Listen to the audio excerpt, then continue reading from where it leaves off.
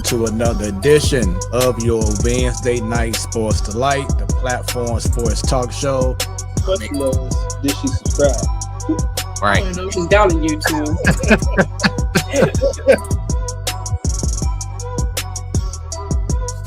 Representing from the Boondocks. What up, Jobo? Hello, what's up? Happy Wednesday. What up? She repping her Hey Sister Soldier look right now. Everybody give it up for Bunny. What's happening, Bunny? What up? Happy hump day. T-Bone, what's going on, brother?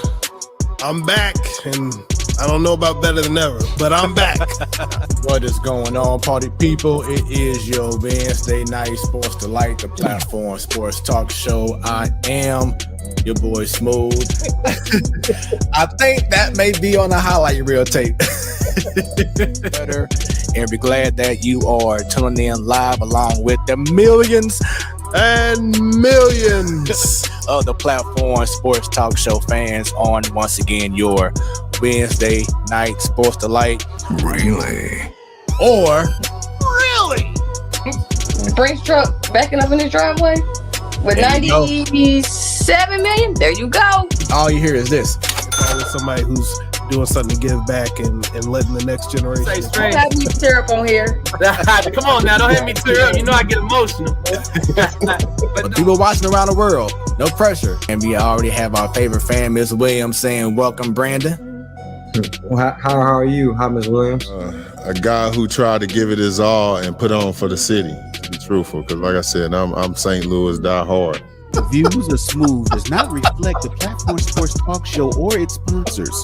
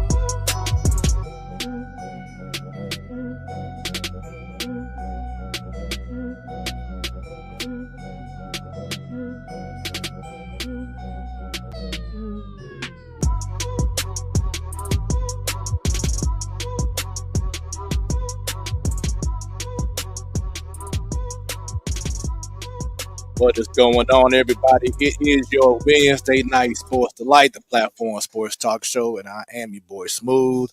I'm back in the TSC. It's been a long time since I've been down here doing the show, and it feels good. And it's taking it one day at a time. Sweet Jesus.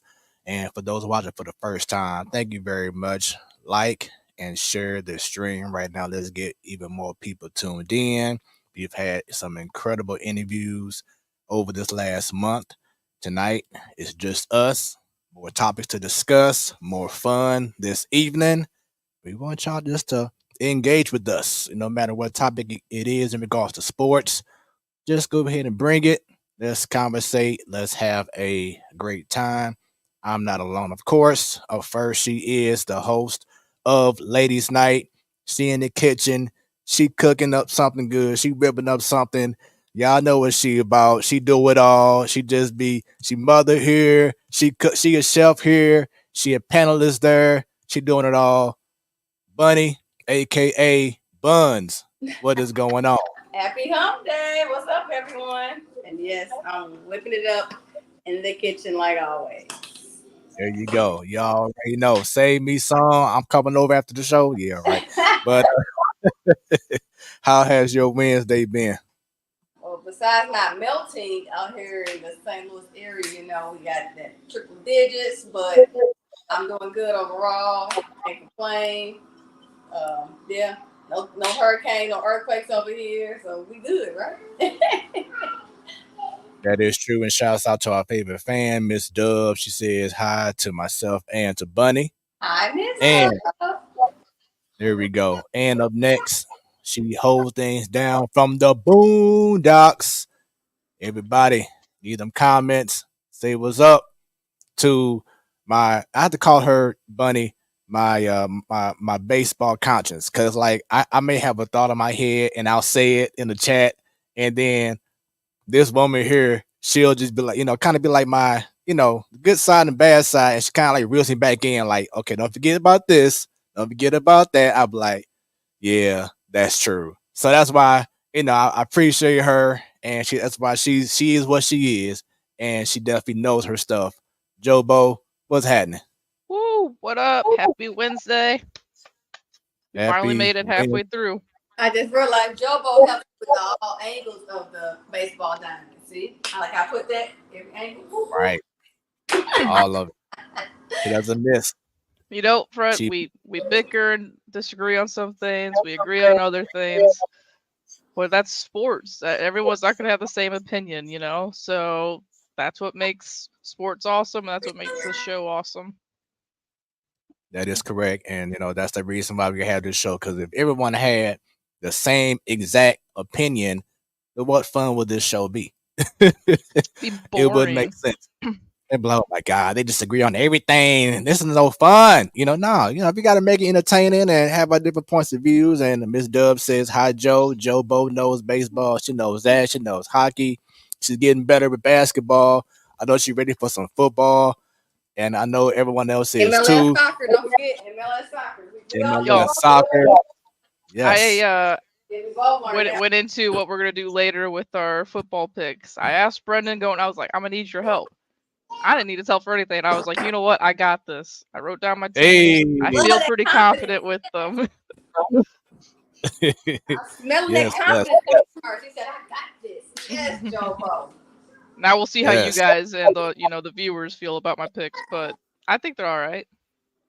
Yeah. I mean, it's all for fun anyway. So once again, throughout the show, do not be shy for all those watching for the first time. Leave them comments because your comments will be shown just like Miss Dub was when you just leave them comments. Now you have to be on either Facebook or on YouTube to leave comments so we can go ahead and post it and you can be famous for the next, 2 hours or so. So don't be shy. Conversate with us, engage, and let's have a good time with it. Keep them shares going. And while I have these ladies on the screen, I need everyone right now.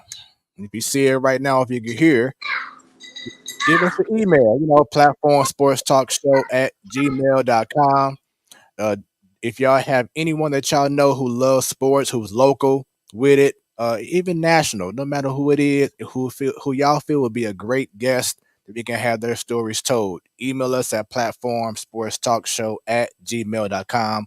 We also on that Insta at Platform Sports Talk. Of course, on Facebook, the Platform Sports Talk Show. We on that X, formerly known as Twitter, but now it's the X at 314 Sports Talk.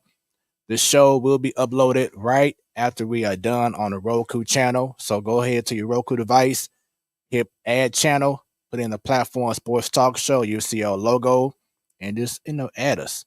And of course, on YouTube, I think Buddy is ready. So y'all go ahead, go on YouTube, subscribe, and Bunny, they do what? They click on that. That bell, baby. There we go. Cause Joe, anytime they go live, You will be notified. there it is. Also, you can hear us in crystal clear high def on Hot 365 Radio, where it's always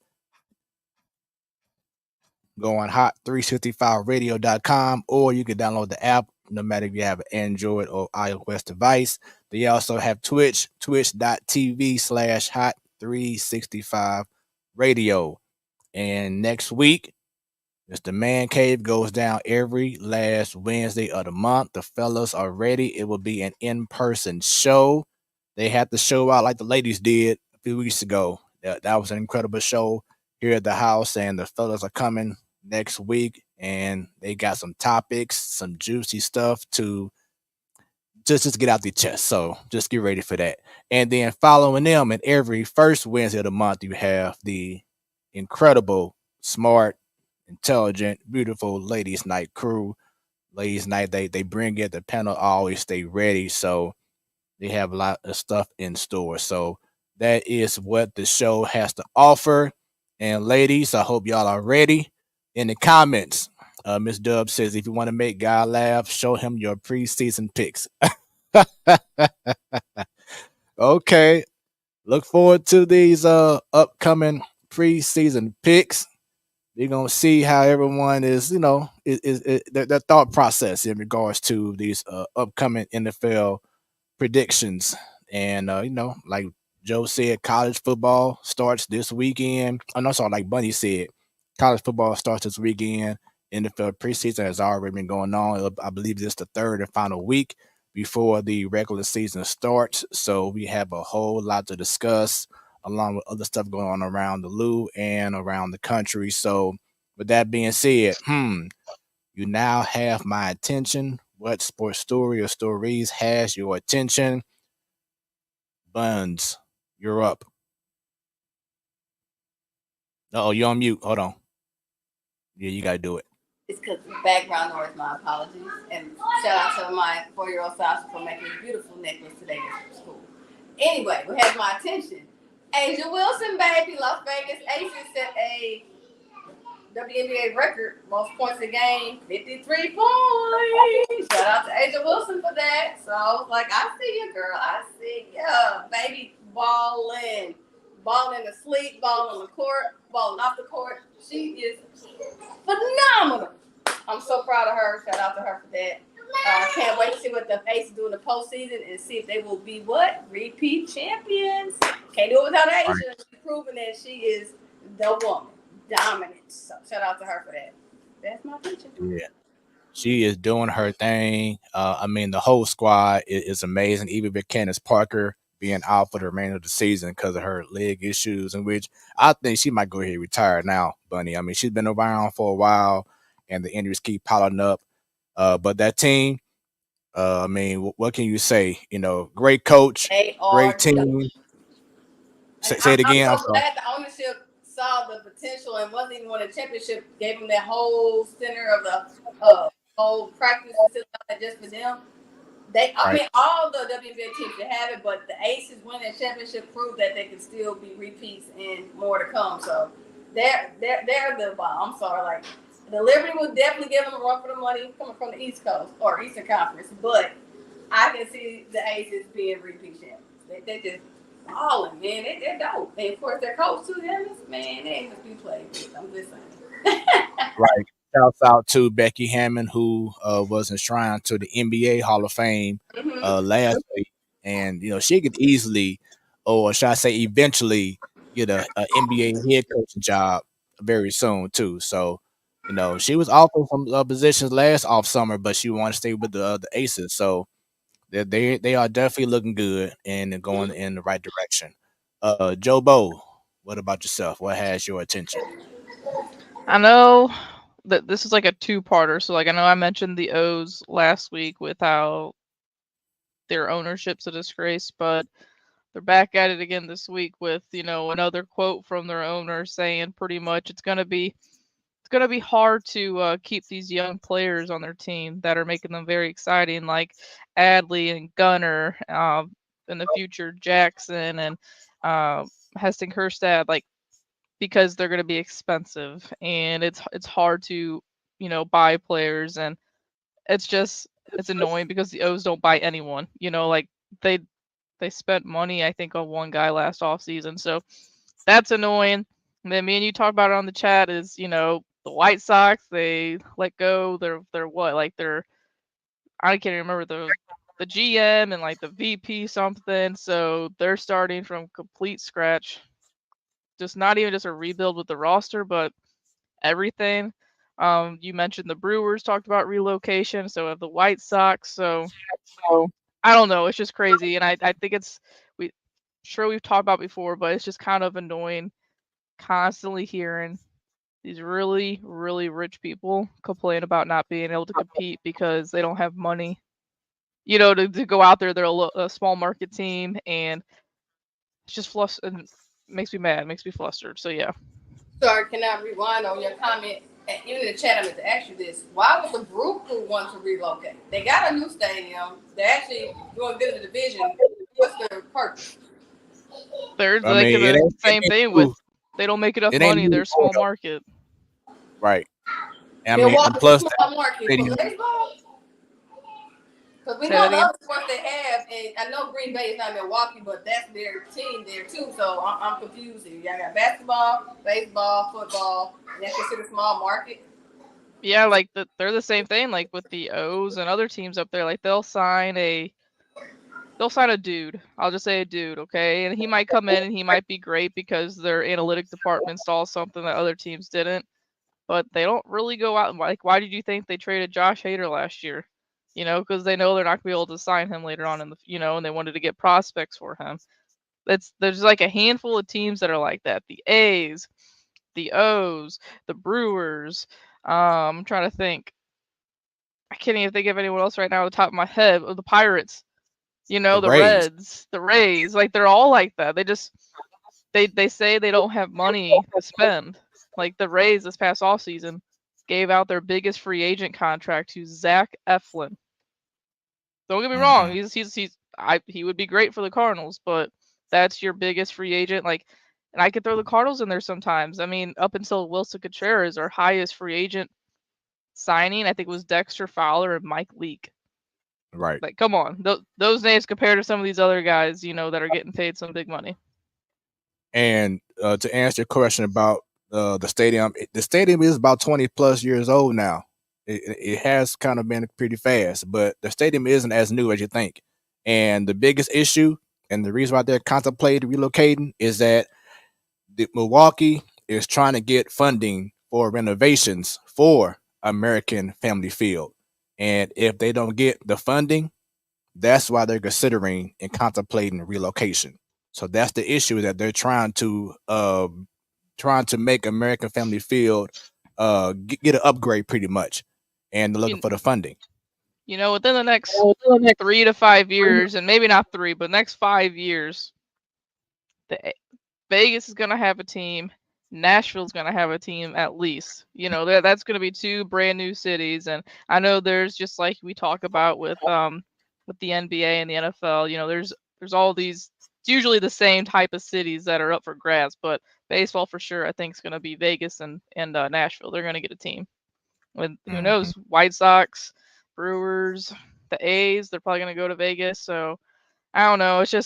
It's annoying hearing about all these really, really rich dudes talking about how they don't make a profit, but they like John Angelos for the O's owner. He owns MASN, the network that the Nationals and the O's put their games on. Like, you own them.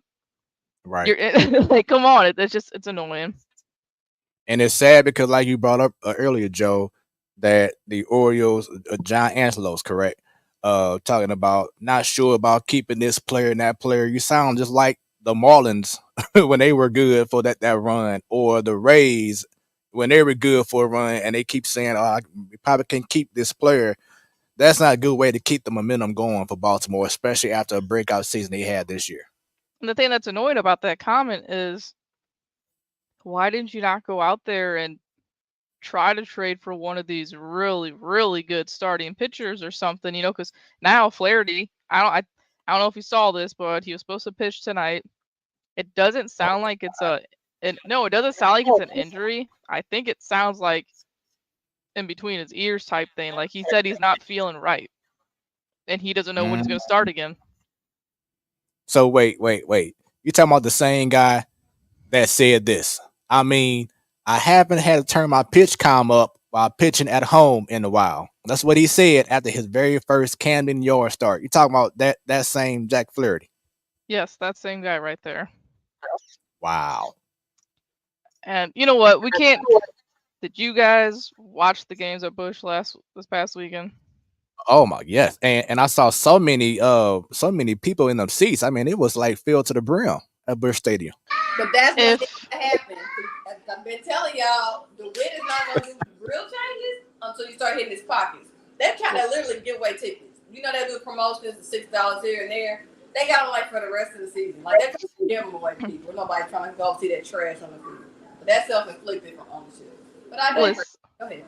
Like, Jack's getting ripped about that because he's Jack Flaherty. Flaherty has said some questionable things in the past. People don't like some of his views on things, so that's why he's getting ripped. Like, if Jordan Montgomery said that, or Chris Stratton, I don't think anything would have been made of it. You know, like, it's true though. I mean, anything he said so far it's been 100% fact. There's no one in the stands. No one wants to watch this team play. I can't remember the last time I sat down first pitch to the end of the game and watched a Cardinals game. I really can't. It's not that I like. It's just annoying because, like, even right now with our lineup, it just blows my mind how we're not scoring runs. Like, why are we not scoring runs? This lineup is still plenty good to put up 5 to 6 runs a night, but they're not. So why would I want to watch that? I have an answer for that, and I will share it later on during our baseball talk. I did some research. I was like you, Joe, but I did some research today, and I'm like, let me get to the bottom of some things that I have an issue with. So stay tuned on that. But in regards to what has my attention, a few things, I'm gonna keep it with the ladies. First, the Platform Sports Talk Show want to give our condolences and love to those in California who has experienced a hurricane and an earthquake all in the same day. If y'all didn't see it, go on Google and put in Dodger Stadium after the hurricane. The whole parking lot around Dodger Stadium was flooded. Like, only thing you could see was the ballpark. Everything else was just nothing but water around the whole area. So prayers up to everyone out there in California. We hope that everyone can recover and things will be much better. And speaking of California, happy birthday to Kobe Bryant. He will be 45 years old today. So happy birthday to him. Of course, rest in peace. Still hard to believe to this day, that he's gone. But just so much of a legacy that he has left, and happy birthday to him. Now, on to the ladies. Shouts out to Coco Golf. I know my mom is probably watching right now, and she loves her some tennis.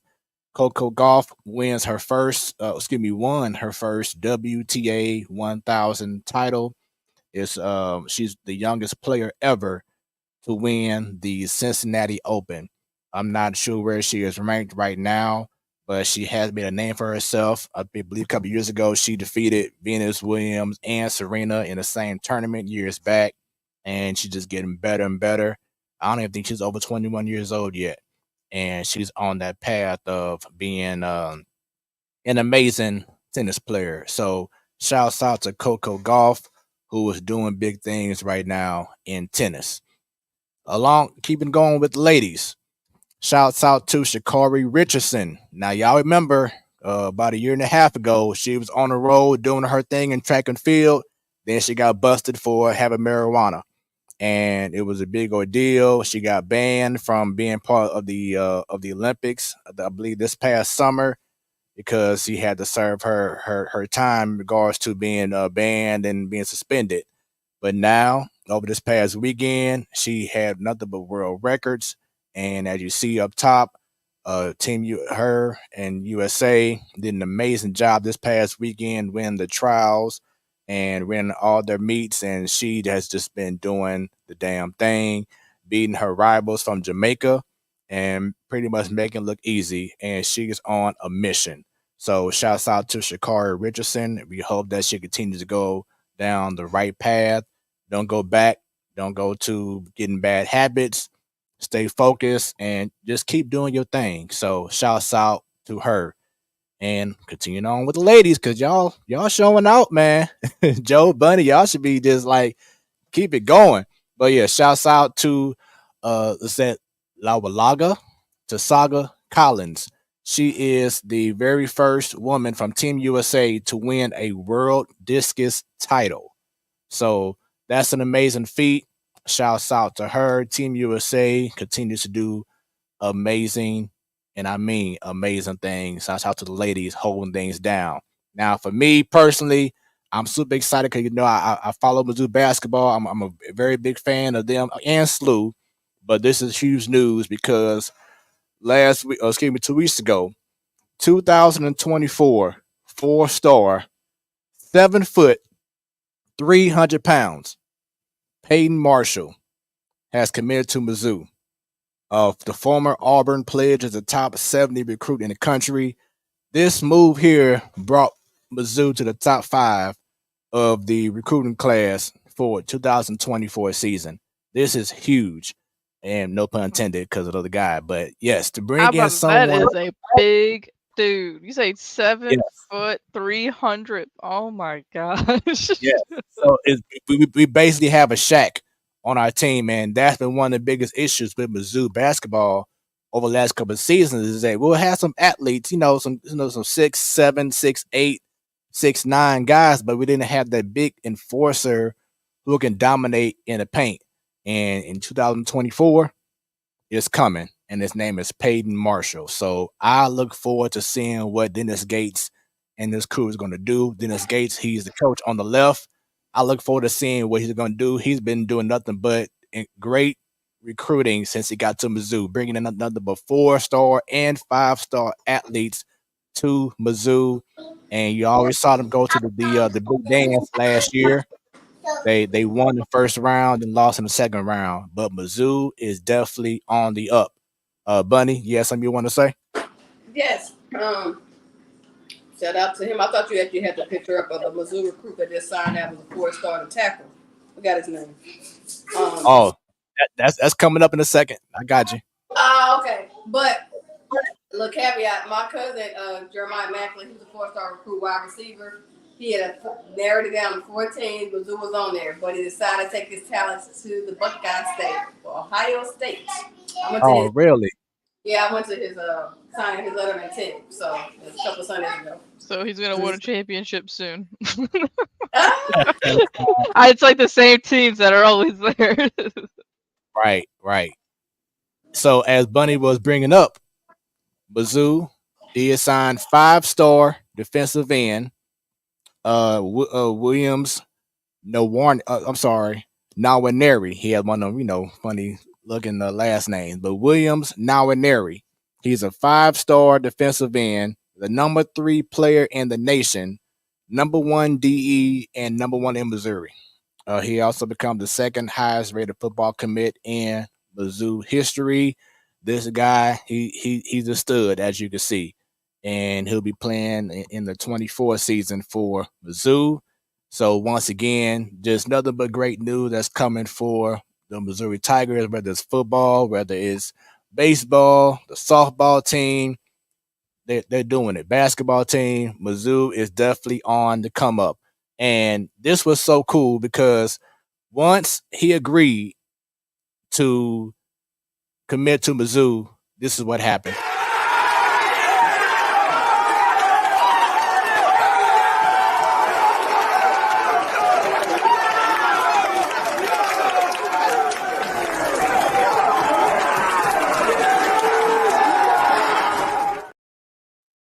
That was Coach Eli Drinkowitz, head football coach of Mizzou. He was, say it again, Bunny. You on mute. Sorry. I said you thought they just won the SEC championship, but I get that excited. You recruit hard. I don't know since the coaches in them trenches, and they finally got, Mizzou and SEC for football specifically is hard because we know Bama had the crown all these years. Now Georgia just took the crown of the best. And Mizzou is still always playing catch. And those schools been in the conference for a long time. We just come and we're still behind 10 years later. So I know to get these big recruits is big, and hopefully they perform to what we expect them to. But that video right there, you just knew they just won the championship, right? But I get it.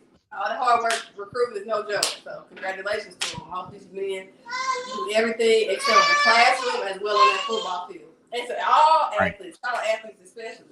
It's a cool video. Brendan was watching it live on his phone of him, picking where he's gonna go, and Brendan's excited about it. Drinkowitz though, he's got it. He's good at recruiting, but he's got to bring it in between the white lines. Yes, so I'm excited about it because I know Brendan wants to watch good Mizzou football, and this could be a start. But now we need Drinks to do, put together some nice little plays or something, because a lot of people question him. The last couple of years, great at recruiting, but the coaching side of it's been kind of questionable. Yeah, you brought up a great point. Is you can bring in all the guys you want to bring in, but if you're not winning in between the white lines, like for instance, there's no reason why we should have lost a few games last year against teams that we should have been better than, and either we played to their level or act like we don't know how to play football. And this season, you have to bring it. It's the SEC. Can't be a joke, be a running joke continuously. Got to bring it, and I hope this will be the year that. And actually, he even said that he's going to relinquish a lot of his play calling duties to allow others to be, coaching. Allow them to coach, and he can start being more of a, I'll just fall back and do this part and let others who may be better than what I'm doing to handle that part instead. So he's being more of a leader overall. So I hope that pays off for the Missouri Tigers. Miss Dub asking if they made any coaching changes. Yes, they did bring in a new offensive line coach, and I believe they made changes with the defensive side as well. So but they have made some. Line coach is important because if y'all saw our quarterbacks play last year wasn't the best. Everybody knows it. And even if you don't have a 4-star quarterback, you still got to protect them. Otherwise, they're going to be on the assets at the end of the play. And you saw the quarterback always rush. Last year's offense, specifically with Mizzou, it wasn't where it should have been. And for the talent, especially with the receiver, the high recruit from Eastside. I just thought I know he's a rookie.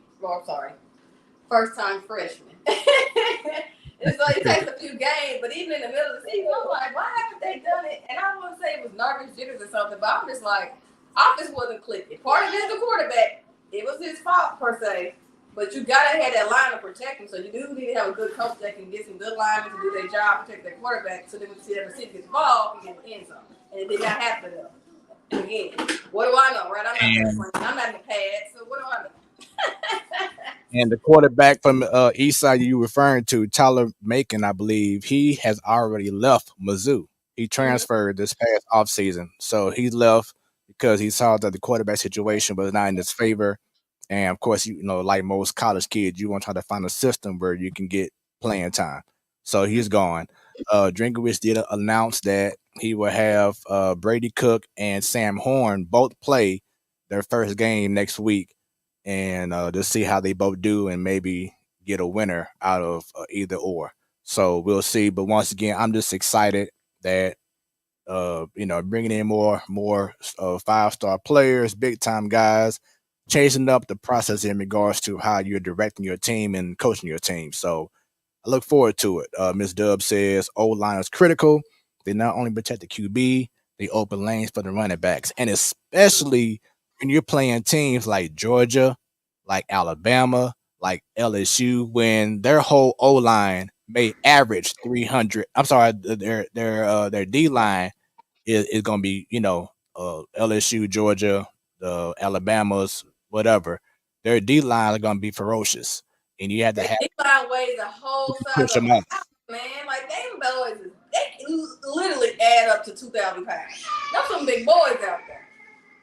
And as I was bringing it up, that's why I want to mention it's going to be critical for the defensive line for Mizzou, because Alabama, LSU, Georgia, all the other top tier schools in the SEC, they have guys where the O line is going to average probably 305 pounds. I mean, that's on average 305 pounds. So you need to have guys who can push those guys, and you can create your own lane so you can tackle the running back or get to the quarterback and not be giving up 300 yards a game against an SEC opponent. So we'll see what Mizzou does, but it's all about making the adjustments. And unlike the Cardinals, you want to get into the times of what's going on right now. Bottom line. So we shall see. We just hope that they do their thing. But keeping with the football, we want to discuss this last week, but we didn't have time. But we want to go ahead and discuss it this week. 3 blind mice. And you're wondering, 3 blind mice? What the heck could he be talking about? Well, y'all recall that movie that came out years back called The Blind Side. Starred a football player in high school who apparently, didn't have a home. But he was very talented, a young student. Apparently, he may be a special student. That's how they, pretty much had him. And he was adopted by a family, and they brought him in. They made sure he was good in school. He was a standout offensive lineman. Then he went to college, then eventually to the NFL. Well, there's an issue because last week, Michael Orr, who you see in the middle of your screen, he went and reported that he feels that he was pretty much lied to by the family, and this is the Tuohys. We have, let me make sure I pull up everything here, but the Tuohy family is being blamed by Michael Orr, and he is pretty much saying that he was told that once he was adopted, that he'll be getting a certain amount of money from the movie The Blind Side, and it'll be pretty much, split in a certain way. And he's saying that the Tories use their power as conservators to strike a deal that pay them and their 2 birth children millions of dollars in royalty from the Oscar-winning film The Blind Side that earned more than $300 million. So Sean Tooley told the media that he was devastated, in quotes, by the allegations leveled in Orr's filing, and that it was upsetting to think we would make money off any of our children. The Tooley family said that the family pursued the conservatorship option so Orr wouldn't be in a potential violation of NCAA rules when he eventually started his college career. He added that family lawyers advised Orr couldn't be adopted because he was over the age of 18. However, the Tennessee law permits adult adoption, which would have applied in Orr's case. So it's just kind of odd that after Orr has pretty much had his career in the NFL, which he's made millions of dollars, and then recently just come out and say that he was blindsided by the Orrs and that they took more money than what he, claimed to say.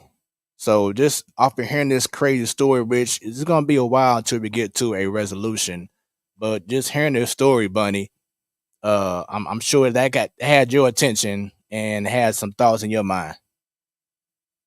Yeah, so doing a little bit. I'm doing a little bit more research. The network here, I may have to have you go to Joe and come back. All right. All right, Joe. We'll go ahead and go to you first, and then go back to Bunny. She's killing me with that bug zapper in her hand. Right. And I don't blame her though. Oh my gosh, I know. And then also, you killed me with that. He was blindsided take. That was funny. I don't know. I'm like crying right now. I don't know. It's weird. I don't even know what to say about it. It's kind of weird that it's just now coming out because like, how long has he been retired and and all It's that been good about 3 years now.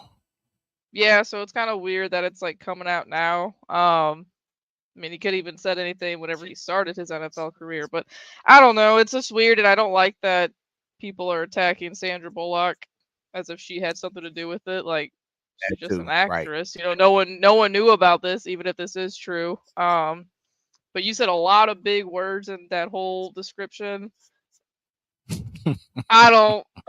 This is an Annie segment. I feel like Annie would come in here and give us the rundown. What's going on, but she ain't with us tonight.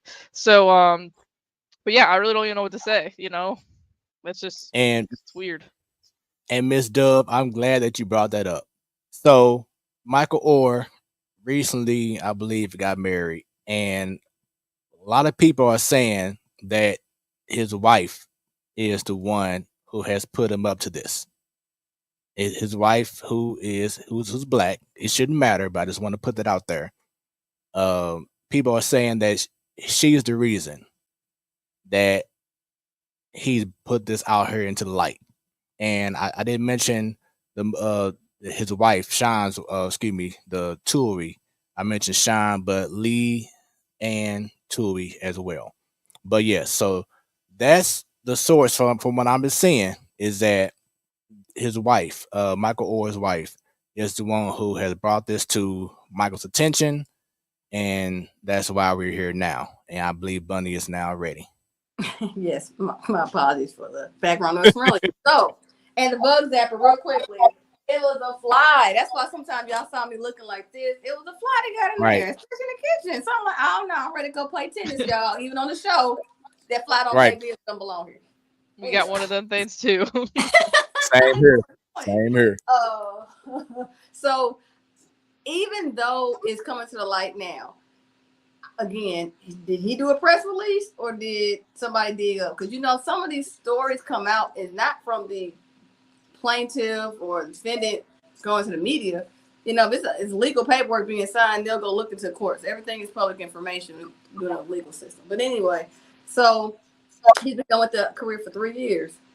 Who's to say that he probably is trying to find some extra income now because the NFL money is stopped? I mean, I don't know. He probably did good financially to save money or invest whatever. But you mentioned about the wife. If you say she put her up to that, there's actually nothing wrong with that either, because when two become one and you go to see and look how things operate, if y'all trying to work on finances, it came to light. Because if you look at the everyday Jane Doe, John Doe on y'all street and neighbors, some of the situation, not this extreme, but when finances come together or households come together, stuff like this comes up. Car insurance, cell phone bills, you'll be thinking, oh, okay, well, we're going to do separate. No, we're together, do one. But why are you doing this? Why you got this plan? So I don't see anything wrong if it's true that the wife brought this to the light. This is a bigger scale, but it's still everyday people do this stuff when you combine stuff, y'all. I just thinking that I could see the two. I can't pronounce their name. Tuohi. How you pronounce it? Tuohi's. Tuohi's helping him out, and at the same time, once he became to NFL, if they knowingly helped him out because of NCAA rules or Tennessee rules, whatever, to let him go and get what is on, he's a whole adult and he's earned his own paycheck. So they could have relinquished that. No, if they normally know what they did to help at the beginning, they didn't need them. And so them reaping the benefits, they volunteered to adopt him or do that conservatorship. Nobody forced them to. So yes, shout out to them for a good heart. Even if their end game was to see if they can get money knowing he goes NFL because they saw the talent, they still didn't have to take him in their home. But it's a he said, she said. However, they did say, the family said they will let them have all the rights to the conservatorship will end and all of that. As far as the money, though, they didn't say they were giving that back. I mean, based on what I was reading, I mean, the amount of money that was to be made off that movie that he didn't get.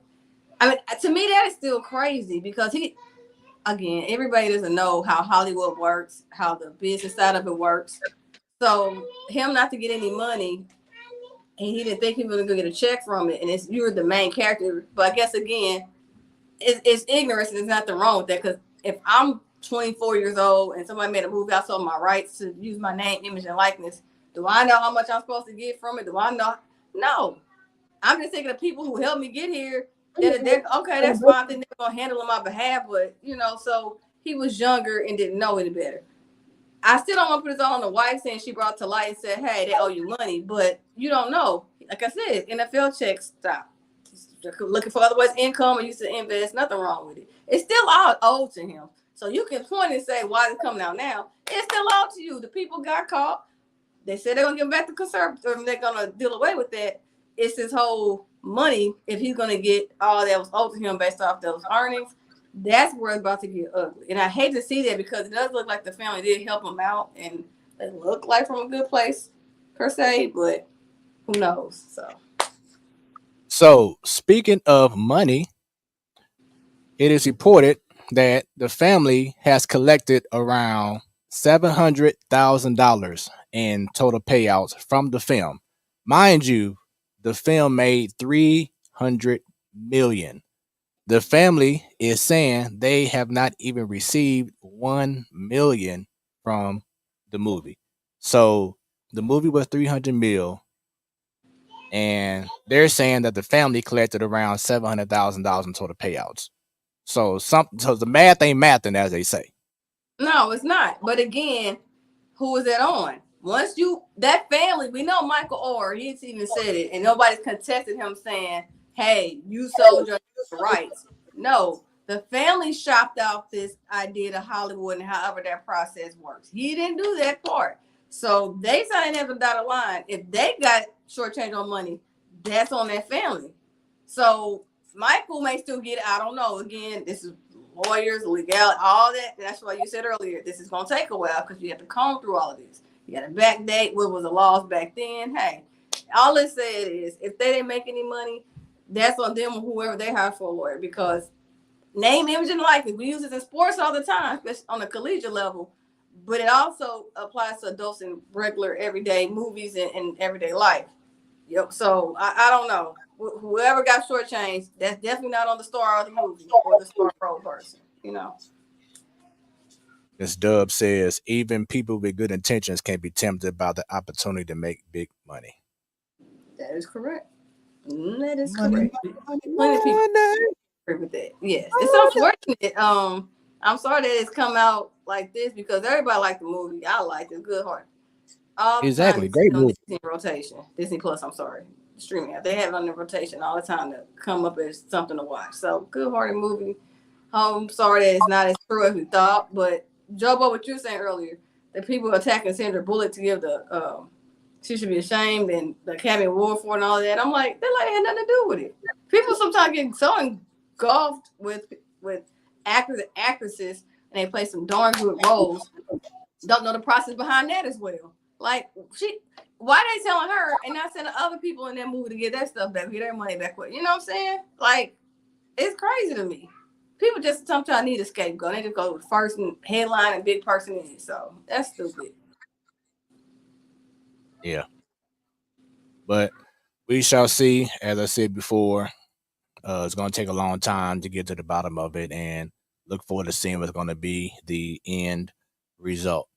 And staying with football, as I teased earlier, football season starts.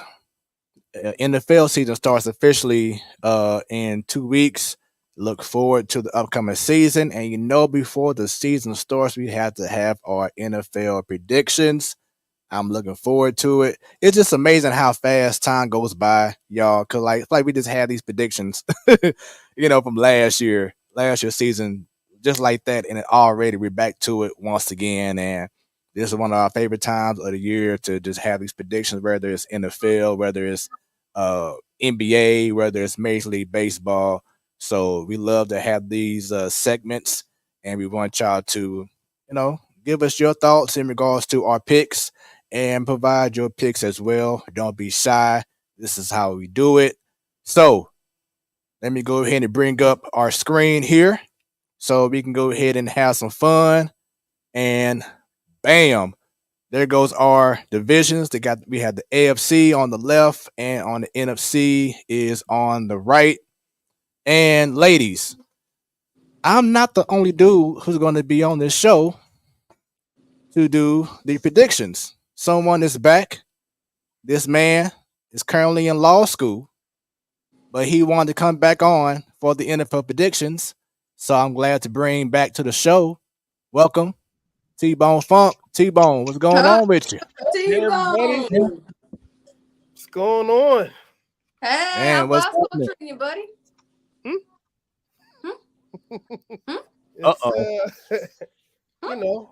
I'm sitting here right now with one of these, so Kind of thick. a little bit. Okay. Well, you may help think Michael Orr in that situation. You can be a lawyer Don't for forget the them. ones that the laptop was sitting on. So, yeah, Hey, Miss Dub. Yeah, it's been a week. It's been a good week. I enjoy the classes so far. Hopefully, I'll be able to say that in 10 to 15 weeks. So just your overall impressions of law school, is it everything that you have imagined so far, or I feel like they've taken it easy on us the first few days, giving us that false expectation, doing introductions. We've gotten into some little stuff. We've had a lot of homework that we had to do before even the first day.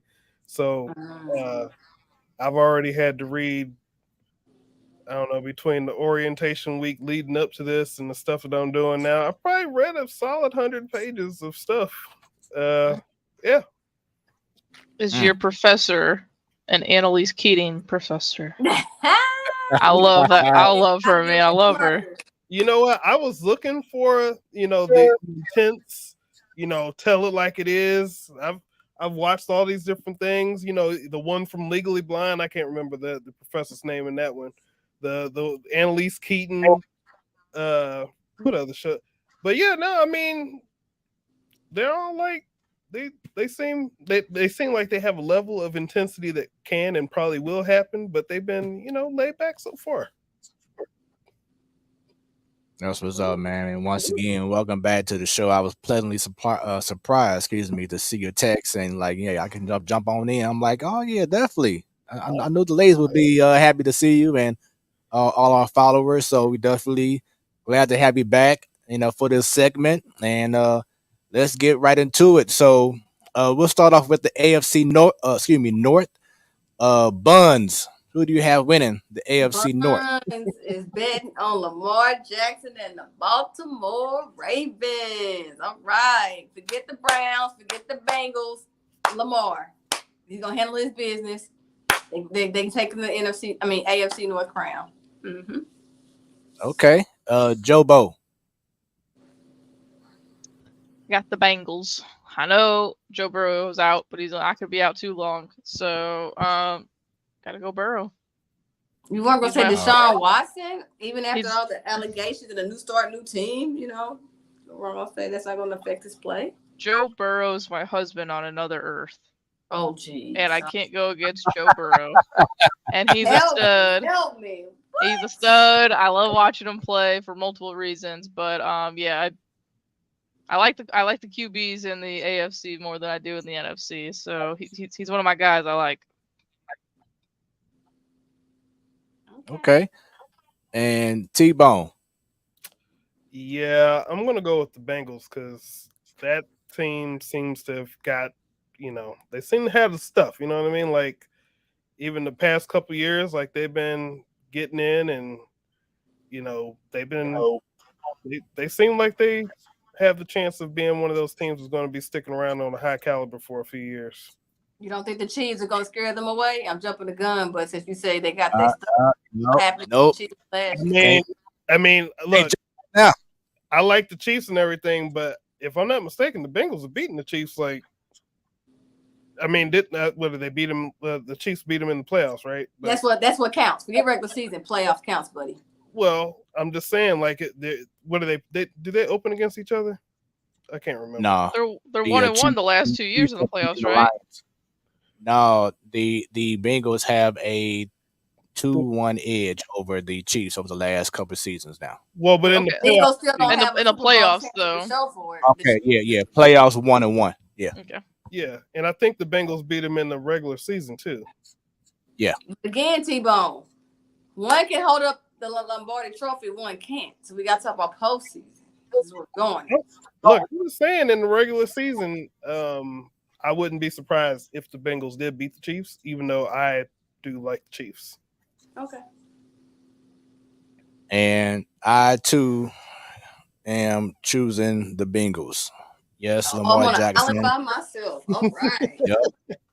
Yes, you are all by yourself. I've been a Bengals fan since they went to the Super Bowl against the Rams, and I felt last year they were gonna go all the way and win. But the Chiefs, of course, won in the AFC Championship game last year. But yes, I'm loving what Cincinnati is doing. Yes, Joe Burrow, as Joe Burrow brought up, he's hurt right now, but he'll be ready when it's time. The team has a defense, team has an offense, great coaching. I just love the direction that they're going, and they're going to be a factor in the AFC. So now it's time for still the betting on Deshaun Watson. Y'all just gonna write him off? New team, new breath, fresh air. I mean,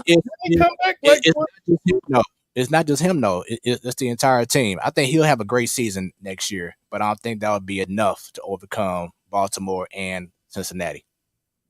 So their offensive set for the Cleveland ain't looking good compared to the Bengals. The battle of the orange team. That's what I'm gonna call it. I know though, if we had Mr. Gamble on here right now, he'd be mad at us. Oh, definitely. Listen, the only way that the Browns team is going to win is if they move away again to another team and completely rebrand. All right, because that's the only way they won last time, right? The only Super Bowl they ever won was after they moved to Baltimore and had fun in Baltimore. All right, AFC East, Bunny. Hey, I'm betting on them Bills, baby. Them Bills. Definitely, we know how their offense is set up, y'all. But their defense is good too, though. So I know everybody's trying to give a little hope in the Dolphins, and of course the Patriots. Thank God they finally fall off their bandwagon. Where's Andy when I need her? So we can talk about each other on that. But anyway, the Jets still a non-factor even with the little changes they've done. But I see the Bills, baby, all the way for the East, not the whole conference. Joe Bo. Yeah, I got the Bills too. I love Josh Allen. He's fun to watch. Him and Diggs are fun to watch. I think I heard on 101 not that long ago that's like they didn't really do much to improve, I feel like, but they're the Bills. They've been a really fun team to watch the last 2 to 3 years, so I got to go Bills. T-Bone. Well, I'm going to go with I'm just kidding. The Bills are definitely going to win that division. Although I do recall last year that this division was fairly close throughout the whole thing. I mean, the Patriots almost made the playoffs. The Jets, did they make the playoffs last year, or did they just miss it? They just missed it. And yeah, so there was at one point when you were looking at the standings that all of these teams were in the playoffs last year. So don't be surprised. And if Tua didn't get hurt last year, they probably would have made more noise in the playoffs. I mean, they were the 7th seed in a buy one, get one free playoff game. They done added all these teams to the playoffs now. So that's the only reason that they even made it to begin with. And yes, Joe, you are 100% correct. I am going with the Jets to win the AFC East. Aaron Rodgers, that man right there, he's happy again. And when he's happy, Aaron Rodgers, the team plays better. He has the receivers. Matter of fact, let me just real quick break down. So that's still to be determined. So he said the but receivers, but no O-line for him to get the ball to the receiver. Okay. right. So that's to be determined. It's preseason, so you don't really know until you start playing for real. So he ain't But been happy in 14 years? he what? So he ain't been happy in 14 years? Because that's how long it's been since he won the Super Bowl, ain't it? Right. That's true. But yeah. no, it hasn't. What year is it? 2023? Hey, time goes by so fast. They went in It like has 2009, 2010 Super Bowl. 2000. something like that. Yeah, huh? Okay. But so along with Aaron Rodgers, you have recently signed Dalvin Cook, along with Brees Hall, then wide receivers Garrett Wilson, Alan Lazard, who was with Aaron Rodgers in Green Bay, Mecole Hardman, Corey Davis. No, actually, take that back. Corey Davis just announced today that he was retiring. So he just announced it. And CJ Uzama. So Uzama. But I'm liking the Jets. Robert Saleh, who used to be a DC coordinator, defensive coordinator from what team? T-Bone? Wait, 49ers? Yes. He used to be the DC from the 49ers years back. But he's the head coach. It's like his third year now. The Jets were they showed improvement last year under Zach Wilson, and now they have Aaron Rodgers, and it's just different when you bring on someone to the caliber of Aaron Rodgers. It's similar to what Tom Brady did for the Buccaneers a couple years ago. So I kind of see that same kind of path. The only difference with Brady going to the Buccaneers was he went to what was probably the weakest division in the NFL at that point. True. So it was almost a guarantee that they were going to win, the division at least. Right. That's true. But yeah, I am, because you know how it was last year, Joe, when I had the Lions, and everybody was like, huh, the Lions, what? And look what happened. They were one game from being in the playoffs. Now, I will say, I'm not saying the Jets are going to be bad, because, you know what? Let's wait until we're done with this whole segment. All right. AFC South, Bunny. So, for the South, baby, this one could be interesting. I was thinking maybe the Titans. Then I was like, nah, maybe the Jaguars, because the Jaguars have some great momentum. So if I put a coin flip toss, put it on the Jags. Dang, you stole my bit. I got the because it's a toss up. I mean, y'all tell me, Titans, Jags. The only thing that's kind of close, but go ahead, you tell me. But I'm definitely Jags. Go ahead, Joe. Yeah, I got the Jags too.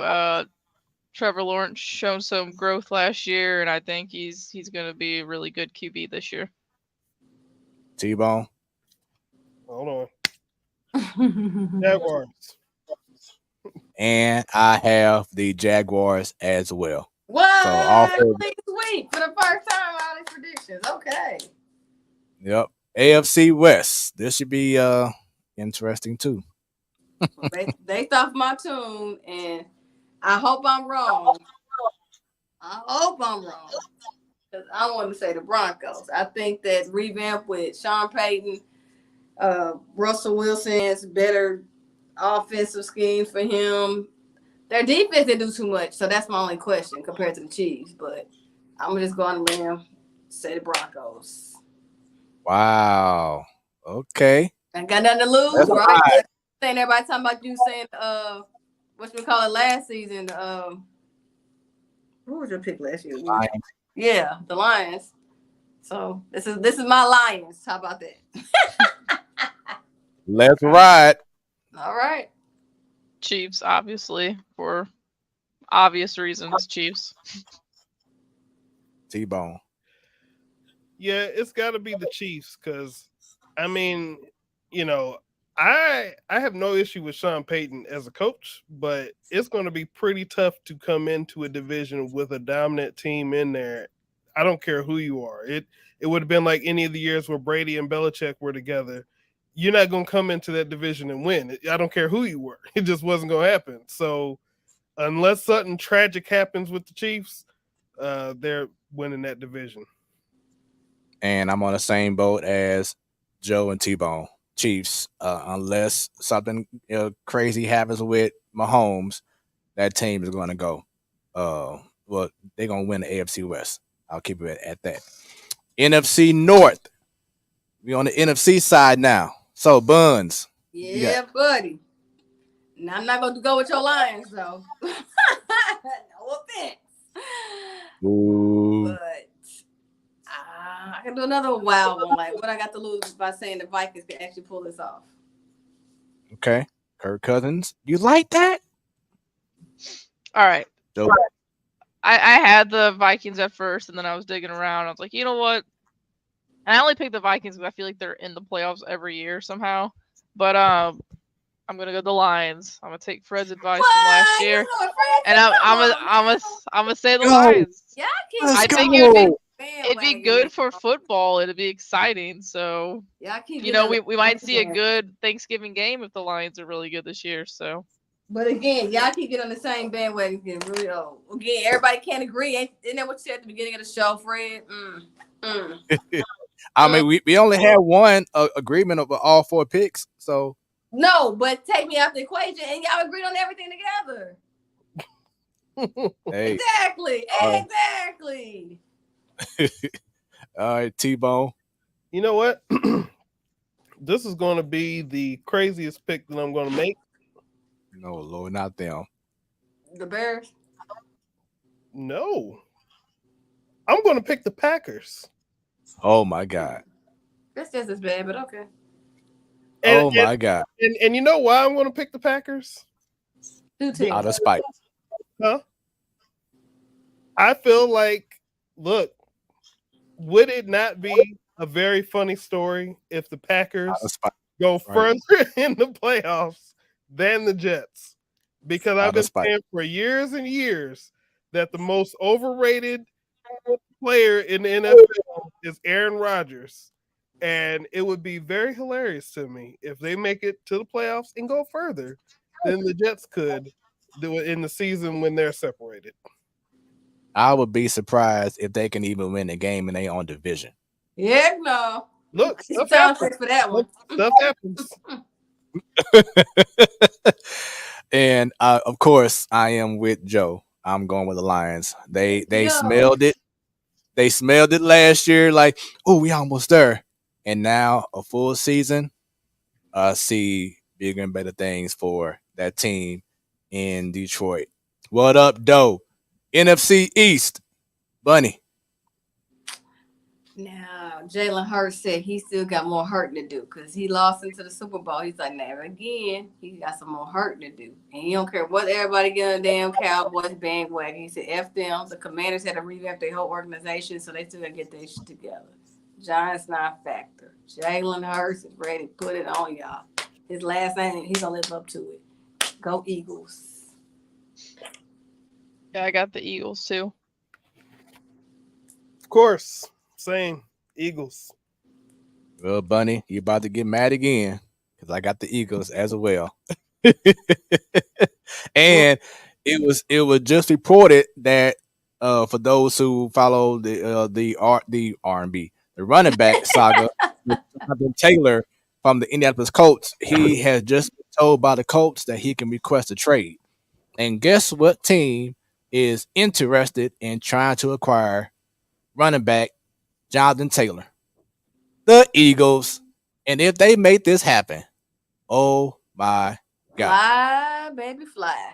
I do like how that image looks like we've been replacing the Commander's name like you put the sticker over your license plate every year. That's exactly what happened. That is like exactly. When you do the license plate, like you put that sticker on, you can always see that edge from the light. You can never get it perfect. That's the way it is right there. Exactly what happened. All right, so NFC South, Bunny. All right, now I'm gonna sit here and shake it up for y'all. Y'all gonna be like, what? Shake them up, shake them up, shake them up, shake them. Shake them with them New Orleans Saints, baby. I'm I'm gonna shake it up for y'all. That's who I got too. Is the Saints. Really? Because I thought Damn. still. I got the Saints. I watch y'all T-Bone. both say the Saints, and she's like, "I'm gonna switch it up." Right. Shake them up. Shake them up. Hold on now.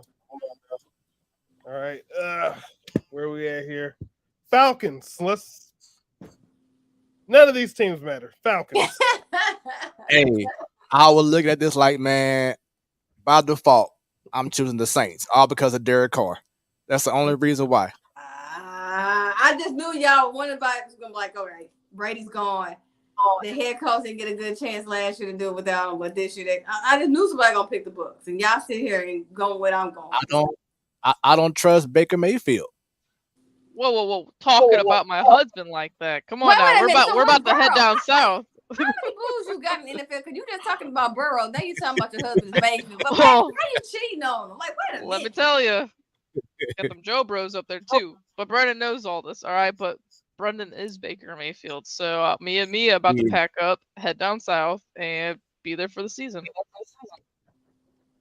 Okay, interesting. That easy. Right. And NFC West. And I like when somebody brings out their good old Bill Cosby sweater to represent his team. I do. I can't wait to make your guest appearance in December when you bring out this sweater. Because they're going to go to the playoffs. And shout out to the 49ers. Go ahead. I wanted to be serious and say the Rams just to piss you off, but no, I got the Niners. I got But the you know Niners. that's going to piss me off because y'all know I can't stand the Rams ever since they went to LA. I'm talking about T-Bone though. I can't even attempt to go to a game this year because they play every holiday this year. They play on Thanksgiving Day, they play on Christmas Day, they play on New Year's Eve. I can't go to any of them games. So I'll be watching on TV. And yes, I will be watching your San Francisco 49ers. And yes, I'm just ready for the sweater. That's all. And Miss Dub did say she can't believe that Washington gave up the name Redskins, but kept the feathers. So yes, the feathers are still there. It's real. And homage to the Washington football team somewhere. Right. And actually, there is a group in Washington that is petitioning. Then they have signed documents, over 100,000 signatures. They want Washington to bring back the Redskins name, which I don't see happening. You got too much time on your hands to get all that going. You don't own a team, hush. Just be a fan, keep it moving. But in regards to, I'm sorry, go ahead, T-Bone. I was just gonna say they can ask. You can try. Go ahead, ask Magic and see what they're gonna say. All right. NFC West. I have to go with the 49ers. I just got to keep it real. That team is loaded, and if Brock Purdy didn't get hurt last year the way he was playing, they probably would have had a longer run in the playoffs. So if he stays healthy, that team, we already know they're dominant on defense, incredible offense. You just had to have incredible play. The quarterback, the team is so good offensively that the quarterback that they drafted, 3 years ago, is now going to be looking for a different team. Trey Lance. It was announced today that Sam Darnold is going to be the second string quarterback behind Brock Purdy, which means Trey Lance is out the equation, and he already, as of today, did not report to practice. So he's already in his fee-fees. I'm about to say I don't understand that at all. I don't get it. Because, listen, a word that you'll never hear, will rarely hear me use, because never will not be today because I'm going to say it, but you'll rarely hear me say entitled or entitlement to people, about people. But you got drafted really high. And opportunity. And, stuff happened. And then you had a competition. And apparently they said, these other guys are better. What's the problem? I don't get it. True. And after seeing how Alex Smith handled himself with the 49ers and the Chiefs, you can't have no ego with if stuff goes wrong. You can sit there and ride your time out, do what you can, and if you can get in the game, get in the game. You mean get better? Sports. Second, third string. Look, I got an old Madden 98 over here. I can with all that. All right. So now we're going back to the AFC side. We're going to choose which two teams are going to meet up in the AFC championship game. So, Buns, which two teams do you have facing off in the AFC championship game? Ravens, Broncos. Wow. That's okay. Right? Because y'all, all the rest of y'all picks are gonna be the same. But go ahead. At least I'm trying to get it spicy around here and make it interesting. All right, Jobo. Which two teams? I got Mahomes versus Burrow. Year 3.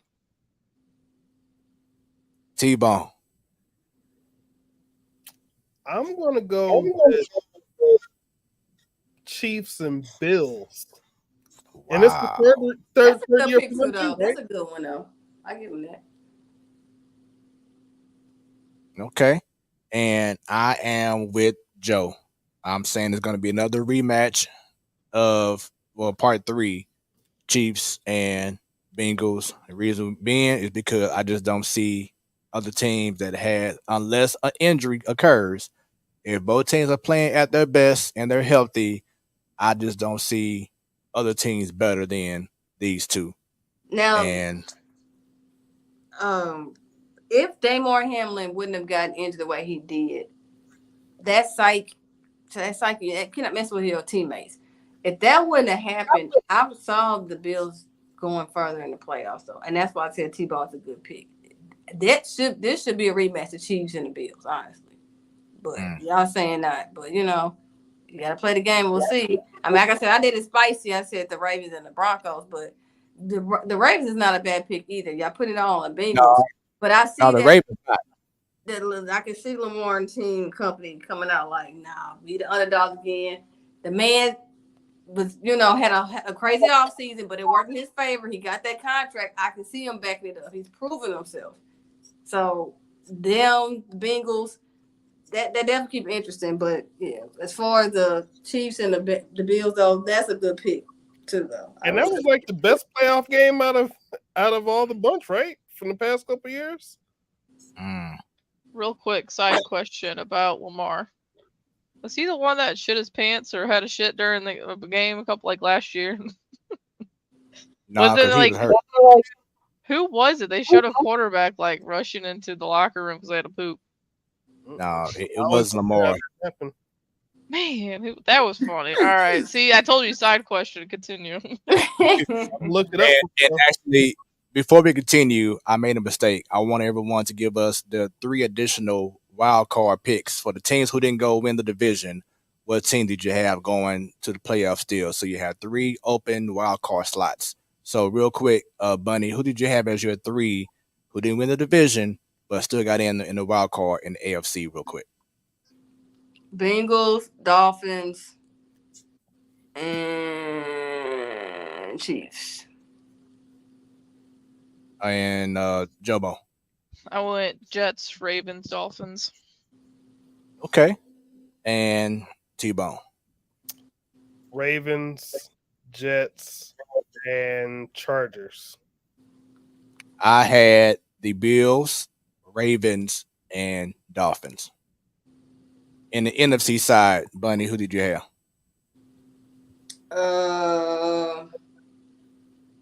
Bears. Unfortunately, Cowboys. Panthers. No, I'm sorry, not Panthers. Sorry. I want to say the Cardinals. That's a wild card though, because they've been shit. Oh my lord, you definitely reaching. Yeah, spice it up. Did I say I want to keep it spicy? Wait, didn't they make it last year? Hell no, they didn't. No. They were terrible last They were year. terrible. The quarterback, Kyler Murray. You remember I said he's been Maybe exposed? I'm thinking the year before. Right. Yeah, Kyler Murray's been exposed. I was talking about that 2 years ago. I'm like, people got him to this game and he didn't adjust. Here nor there. We'll see what happens. All right. So you had the Bears, you had the Cardinals, and who else did you have? Cowboys. Yes. All right, Joe. Yeah, I got Seahawks, Rams, and Giants. Okay, we got a Rams one in there. T-Bone. I forgot about the Seahawks. I'm gonna go with the Vikings, the Cowboys, and the Seahawks. All right, and I have the Vikings, the Giants, and the Bears. I think Justin Field, he's going to have a breakout season, especially getting DJ Moore as a wide receiver. I know. About that too. That's why I was thinking that would have been my other pick if I knew the Vikings. But yeah, so I'm liking the possibility of the Bears making some noise this season. Not gonna be a lot of noise, but it's gonna be some noise. Yeah. All right, so now going back to the AFC Championship game. No, I'm sorry. I think we already make our picks, correct? Yes. So NFC Championship game. Which two teams do you have, Bunny? San Fran and Philly. Joe Bo. Same thing for me. T-Bone. Philly at San Fran. There we go. And I have San Fran at Philly. So we are the same two teams. What a sweep. This is only the second time we've had a sweep. What? I'll figure that out. So now it's time to find out who will represent the AFC. Bunny.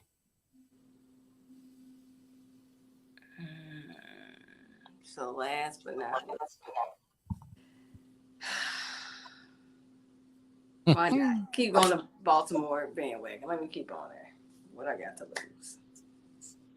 I got the Bengals. Right. Okay. Chiefs. You up, T-Bone? Chiefs. And I have the Chiefs. I have the Chiefs. I just can't go against Mahomes and them. That's okay. As Stan says, my homies. Yeah. All right. Okay, can't go against the homies. Okay. All right, can't go against my homies. And NFC North. I'm sorry, NFC. Who do you have, Bunny? Philly all day. Philly. Yes. T-Bone just got mad. Sorry, T-Bone, but I got Philly again. Fly, Eagles, fly. Enough said. Hey, I will say I wanted the Niners to beat them last year. Just didn't happen. Well, luckily, the Purdy rule will be in effect for the playoffs, which means that they'll be able to have an extra quarterback on the roster. Hopefully, Trey Lance will decide to come to work. All right, Trey, you got your marching orders from T-Bone. We gotta put a pin here on this show. And for me, I have the Eagles. Of course, they were pissed because of the Super Bowl. They, of course, a year better. Jalen Hurts better. He's healthy. And especially if they get Jonathan Taylor from the Colts. This team is loaded, and they're going to be representing, I feel, the NFC. So, Bunny, you have the Ravens versus the Eagles. Your Super Bowl champion is Philly, the bigger bird. Ain't the Eagles Whoa, bigger than you the were Ravens? sticking with the Ravens this whole time, and then out of nowhere. It's not out of nowhere. You got to keep matching it up. I'm just saying. I can be crazy. I can make it spicy, but then I bring it on down. Bring it on down. back to reality. Back to reality. Here we go. One bird against the other, and the Eagles will fly to that Lombardi Trophy stand. So there you go. So Joe has Joe. Oh, all right. Can you guys still hear me? I can. All right, cool. Yeah, so I have the Bengals versus the Eagles, and gotta go with my other hubby, Joe Burrow. I can't believe how you cheating on one with the other back and forth. Like, goodness gracious. What do you mean? You between Joey Burrow and who's your other boo? The quarterback from was it Frisco? Baker? Baker, yeah. Hey, I have to like Baker. He looks like my husband, okay? Like, come on. Well, then that's why you stick with Baker the whole time. I picked the Bucks to win. They didn't win with TV last year, so why would I pick them to win with Baker now? If you're going off your husband and that, just stick with him. Like I've been doing, stick with the Ravens the whole time. Just stick with Tom Brady played. Tom Brady got played it together. Tom Brady played last year. Yeah, am I high? Did I miss something? Did he not? It just feels like it had to have been so long ago because when your team doesn't make the playoffs, I forgot you're there. You know what I mean? Like I can't remember being there. That seems like 6 years ago. Oh, real quick, Miss Williams says, "Gee, no one picked Dallas, and he would be so disappointed." I picked them to make the playoffs. We don't care. Y'all know I'm like the Cowboys. Even though Zeke's hurt all the time, he's not there anymore. So that had, went into my decision making. And you know what? Speaking of Annie, she did give us our predictions. AFC divisional winner, she had the Dolphins, Chiefs, Ravens, Jaguars. In the C division, she had Cowboys, 49ers, Packers, and Saints. All right, see, okay. Yeah. AFC championship game, she has Chiefs versus Ravens. NFC championship game, Cowboys versus 49ers. Super Bowl, she has the 49ers. And then that's where it all ends, is that she's undecided in regards to who she has for the AFC. But she did say whoever goes to the Super Bowl in the AFC, they'll be the ones who will win the Super Bowl. So there is that. All right. So, T-Bone, your Super Bowl matchup is? Well, it was the 49ers and the Chiefs. And, well, I think we know where that's going. Huh? Yeah. Huh? Where are we at? Can't get in frame. So, T-Bone has the Chiefs. Gotcha. Now it's playing. 49ers all the way. They won gold, but they'll settle on that silver Lombardi trophy. And myself, of course, it's the Eagles versus the Chiefs. And I have the Chiefs winning again. Dynasty. Okay. Little dynasty, huh? Okay. Yep. So those are our NFL predictions. And Ms. Williams, let us know who you have in regards to winning the whole thing. She says she had Go Pack earlier, but let's see who she has winning the whole thing. And for whoever else is watching right now, let us know your predictions and who you have going to the Super Bowl. And, of course, the Super Bowl winning team. T-Bone, it's been fun having you back, man. Well, I'll try to come in and out, do some quick run-ins when I can. Now I got a lot of stuff I got to do here. Sounds fun. This is a good break, a little mental break from all your law school stuff. So I'm glad you joined us. This segment should be brought to you by whichever energy drink I can grab out of the refrigerator. But yeah, once again, man, great seeing you. And of course, anytime you want to come back on, just let me know. And the door always will be open. Miss Dub says she has no idea, truly. She'll be rooting for San Fran, Green Bay, and KC. And some woman on here is trying to represent for the Sounders. I wonder who she is, y'all. Her name is Jamie Lynn. All right, Johnny. We figured. Yeah, so I have to go with the Chiefs, man. As much as I was having fun, doing my Eagles fly during the Super Bowl party at the Gambler's house last year, the Chiefs are just that team. And like I said, unless they go through an injury, knock on wood, I can't see that team losing.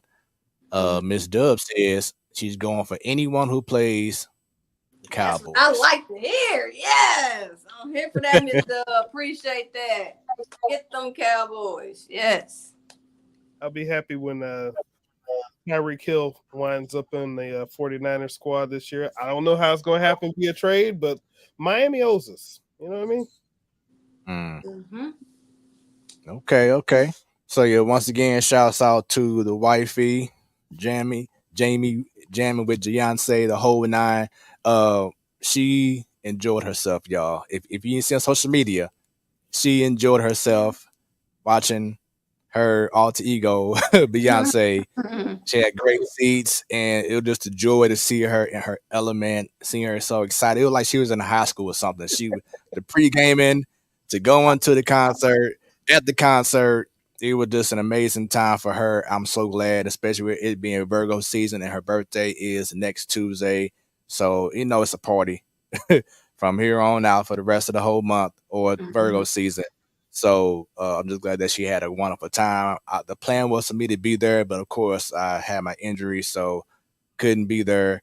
But I'm just glad that she had a wonderful time, and everyone in St. Louis, from what I'm seeing, had a amazing time, and they held things down, especially doing the what's that?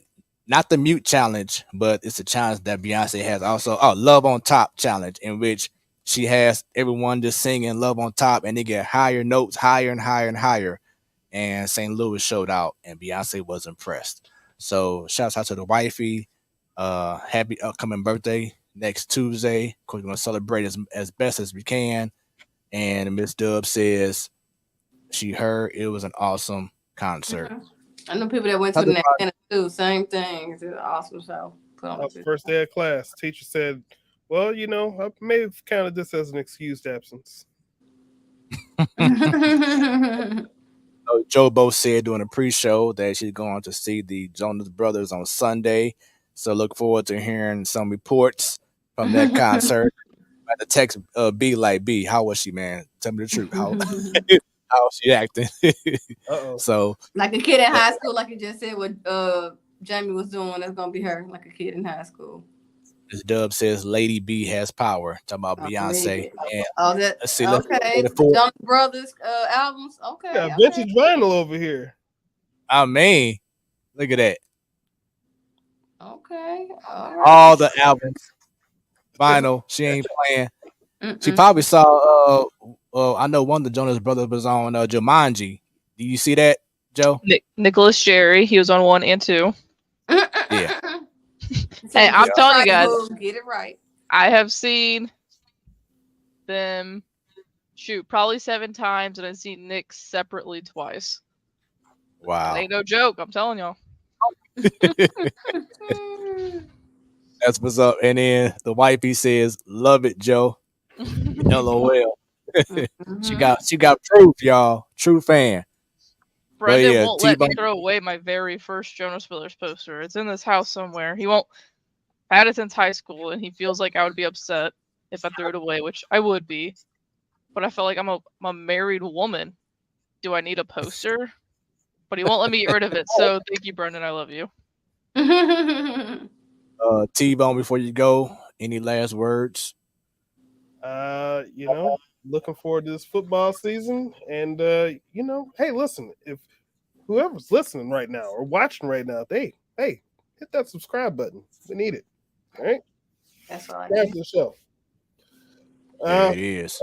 Glad to be here.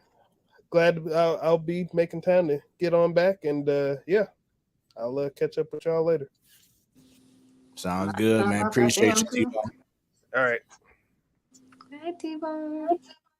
All right. I'm about to say before we proceed, Bunny, I know you got to go ahead and get up out of here and do your thing. So thank you for your time. Any last words? Man, it's a lot. Sports world always keeps us busy, but nope. I was tuning in to the Man Cave next week, and shout out to the ladies' night the week after. Everybody stay cool if in the St. Louis area. Stay hydrated. Mm-hmm. Bye, Bunny. Got you. Have a good one, Bunny. AKA Bun. That's the alter ego. All right. So it's down to Joe and I, and y'all know what's up next. It's that baseball talk. And you know what? It was a couple teams that I left out that are making some runs now, Joe, in the playoff hunt, and I wanted to bring them into fruition. I don't have to slide with me, but I'll go ahead and just say a team and give me your thoughts. The Florida Marlins, they're right in the thick of things in the wild card. Do you see them as being a contender or pretender? Um, I wish there was a in between word, but I'll say pretender. I mean, they just had a really bad LA road series against the Padres and the Dodgers. They just lost Avi Garcia again to another injury. Who knows when Jazz will go down because he's hurt all the time. So, I mean, it was looking fun there for a little bit. They're a fun, young, exciting team, but next year I think they might be a little bit better. And then another team that caught my attention as well. That's right there in the wild card chase, excuse me, and that's going to be Boston. I know they're 6 games over 500. They're 4.5 out, but you already know these last 2 months you can have a great week. Like the Mariners just lost for the first time in 8 games. You know what I'm saying? Yeah. And it can happen. So Red Sox, can you see them being a contender, or are they also a pretender?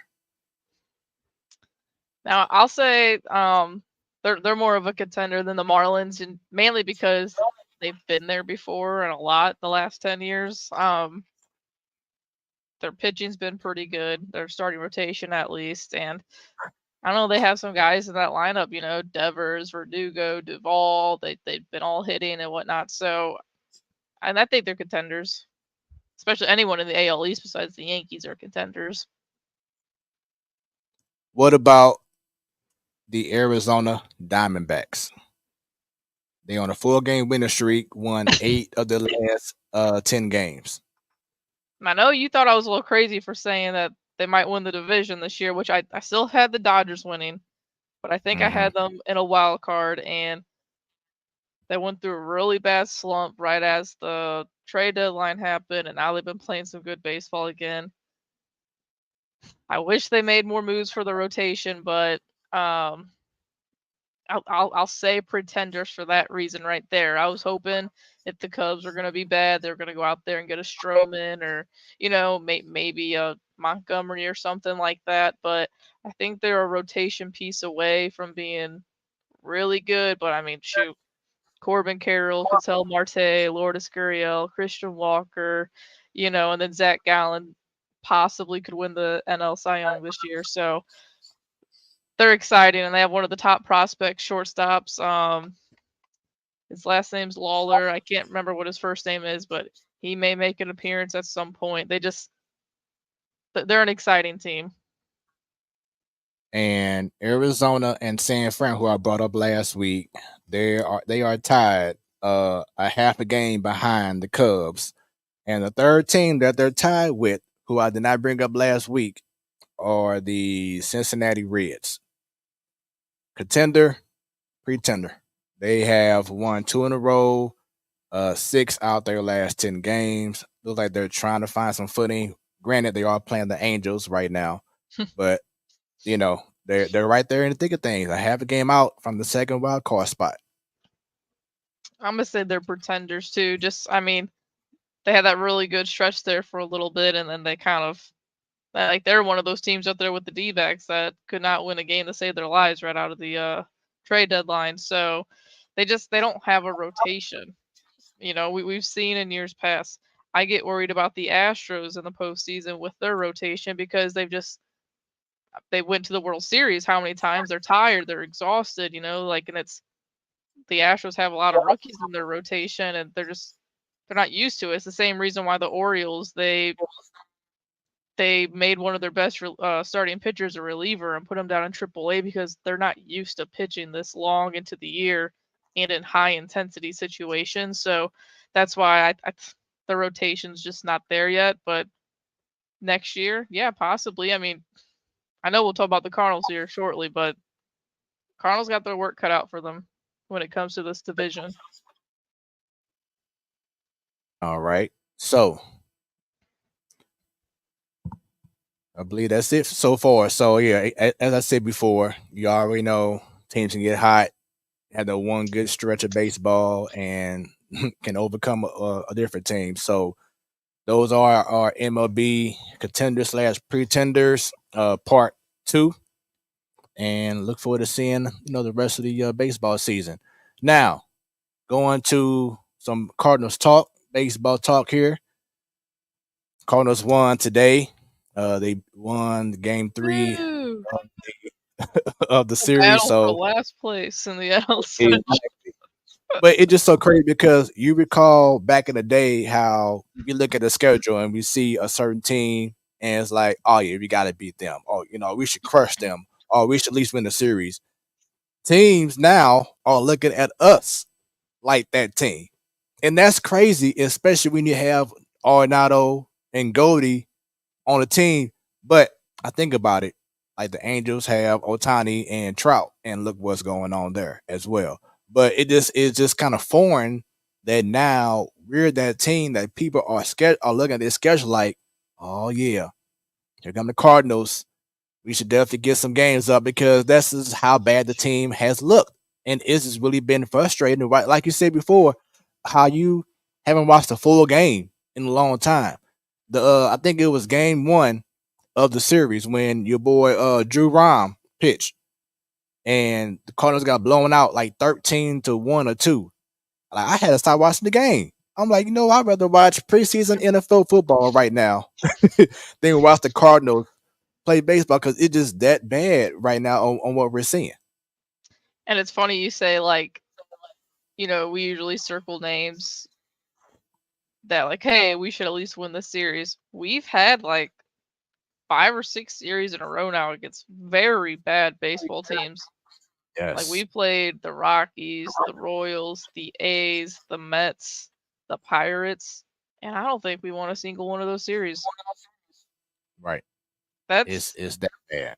It's very bad, and I mean, we have a big old chat with my cousins and whatnot about just baseball, and my cousin Jay was like, hey, Cardinals might get out of the cellar and pass up the Pirates, and me and Brendan were like, no, I want to finish last because we'll get a better draft pick, like better draft pick, because that's what we have to play for right now, honestly. I mean, I know I saw Goldie say something like, and I understand what he's saying, that they still want to try to win as many games as possible, which I mean, I would expect. They're grown men that get paid to play this game, but because of people that were there before them, you don't want to disrespect that and whatnot. So I get that, but I mean, we've seen the Cubs, we've seen the Astros, the Orioles, a lot of these teams, even the Reds now, they got a lot of top prospects.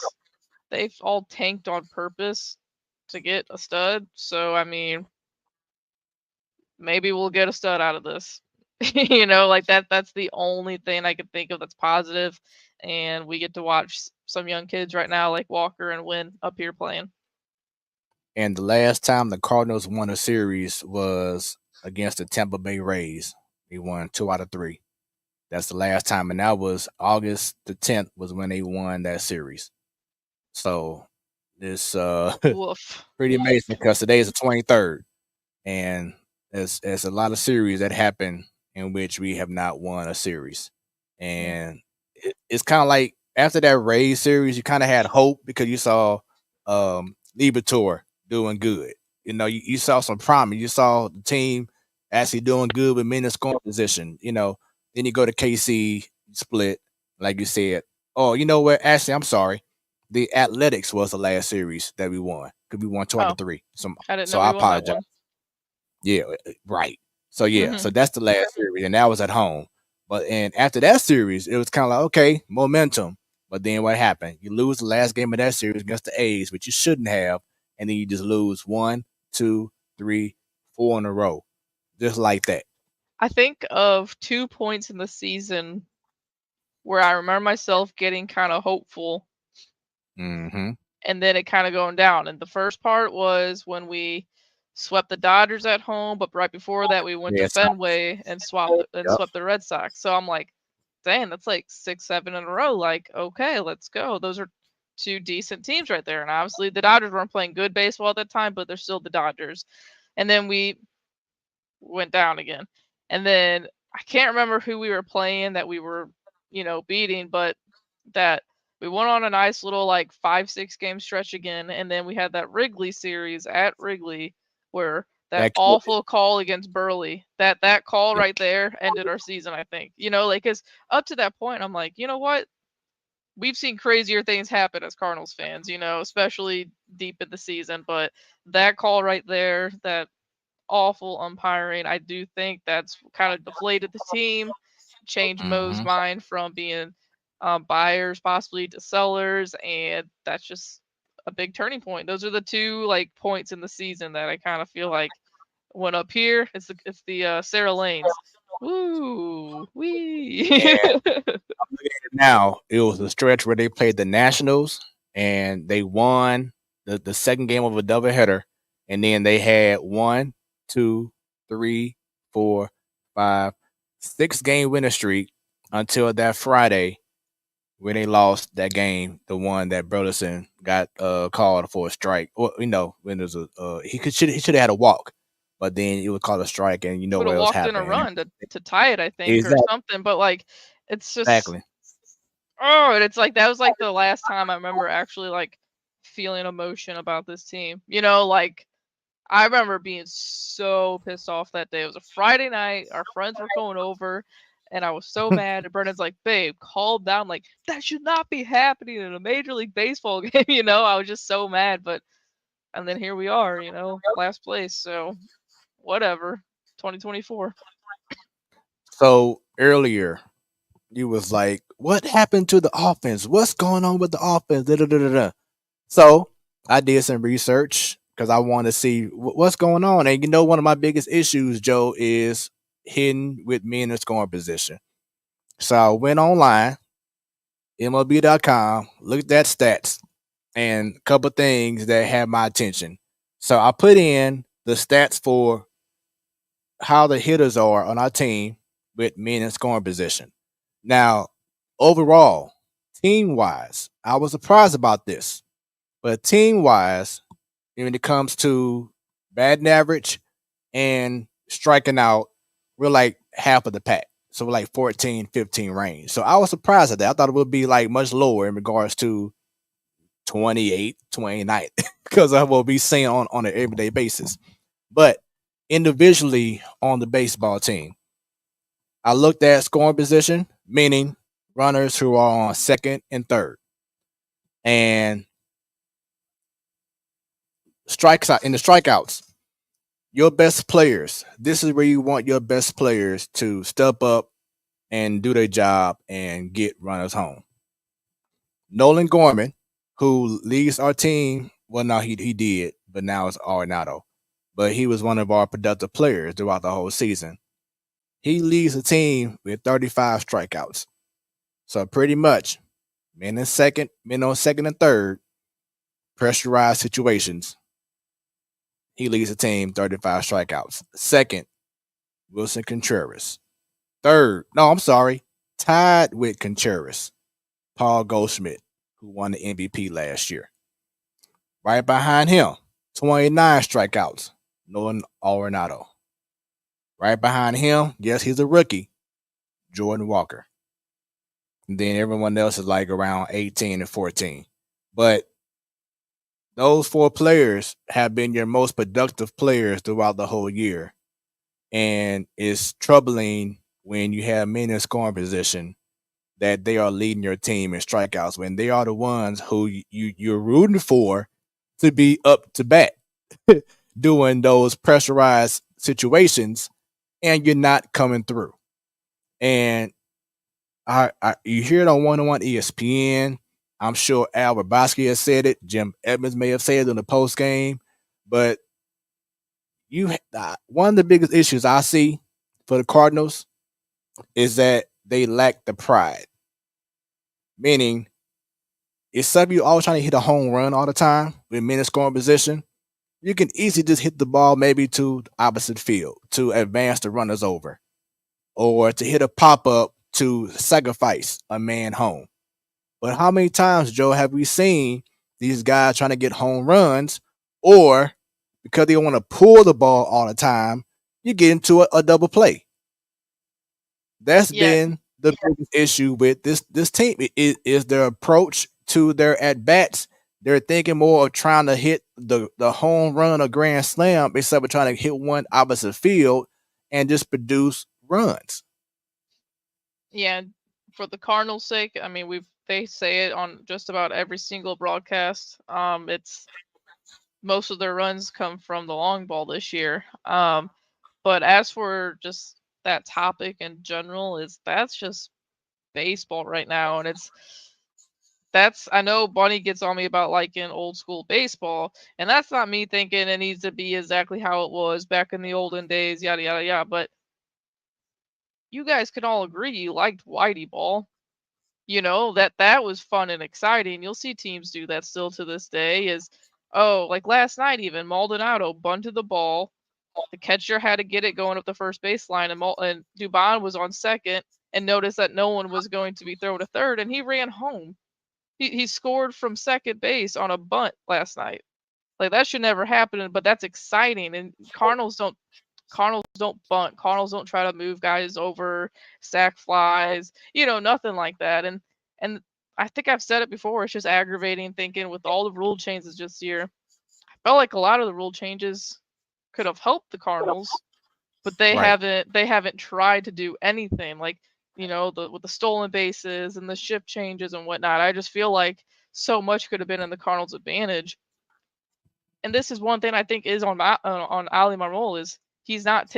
I guarantee if Schilt was here, he would have taken advantage of that because he is an old school type guy. You don't I need to agree. be just analytics. There could be an in between, and I just feel like if they would have had more so of that old school mindset this year, they might have been just a smidge bit better. And which brings up this, as Miss Dub just asked, how rigid is the batting? And she has rotation, but batting order, how is it determined? And Joe just brought it up. It's mainly off of analytics.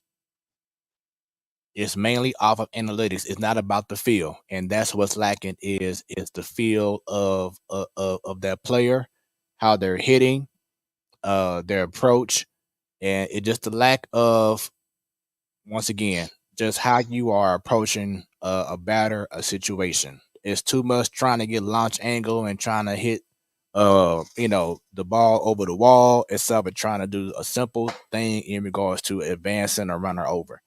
And once you get into the habit of advancing runners over, that's when everything else will start coming into play. That's when you'll start hitting the ball into the gaps and getting doubles and stuff like that. But the team isn't even trying to take a small step to even do the small things first to eventually graduate to hitting, the doubles and the triples and a possible home run. And that's why you're seeing these strikeouts.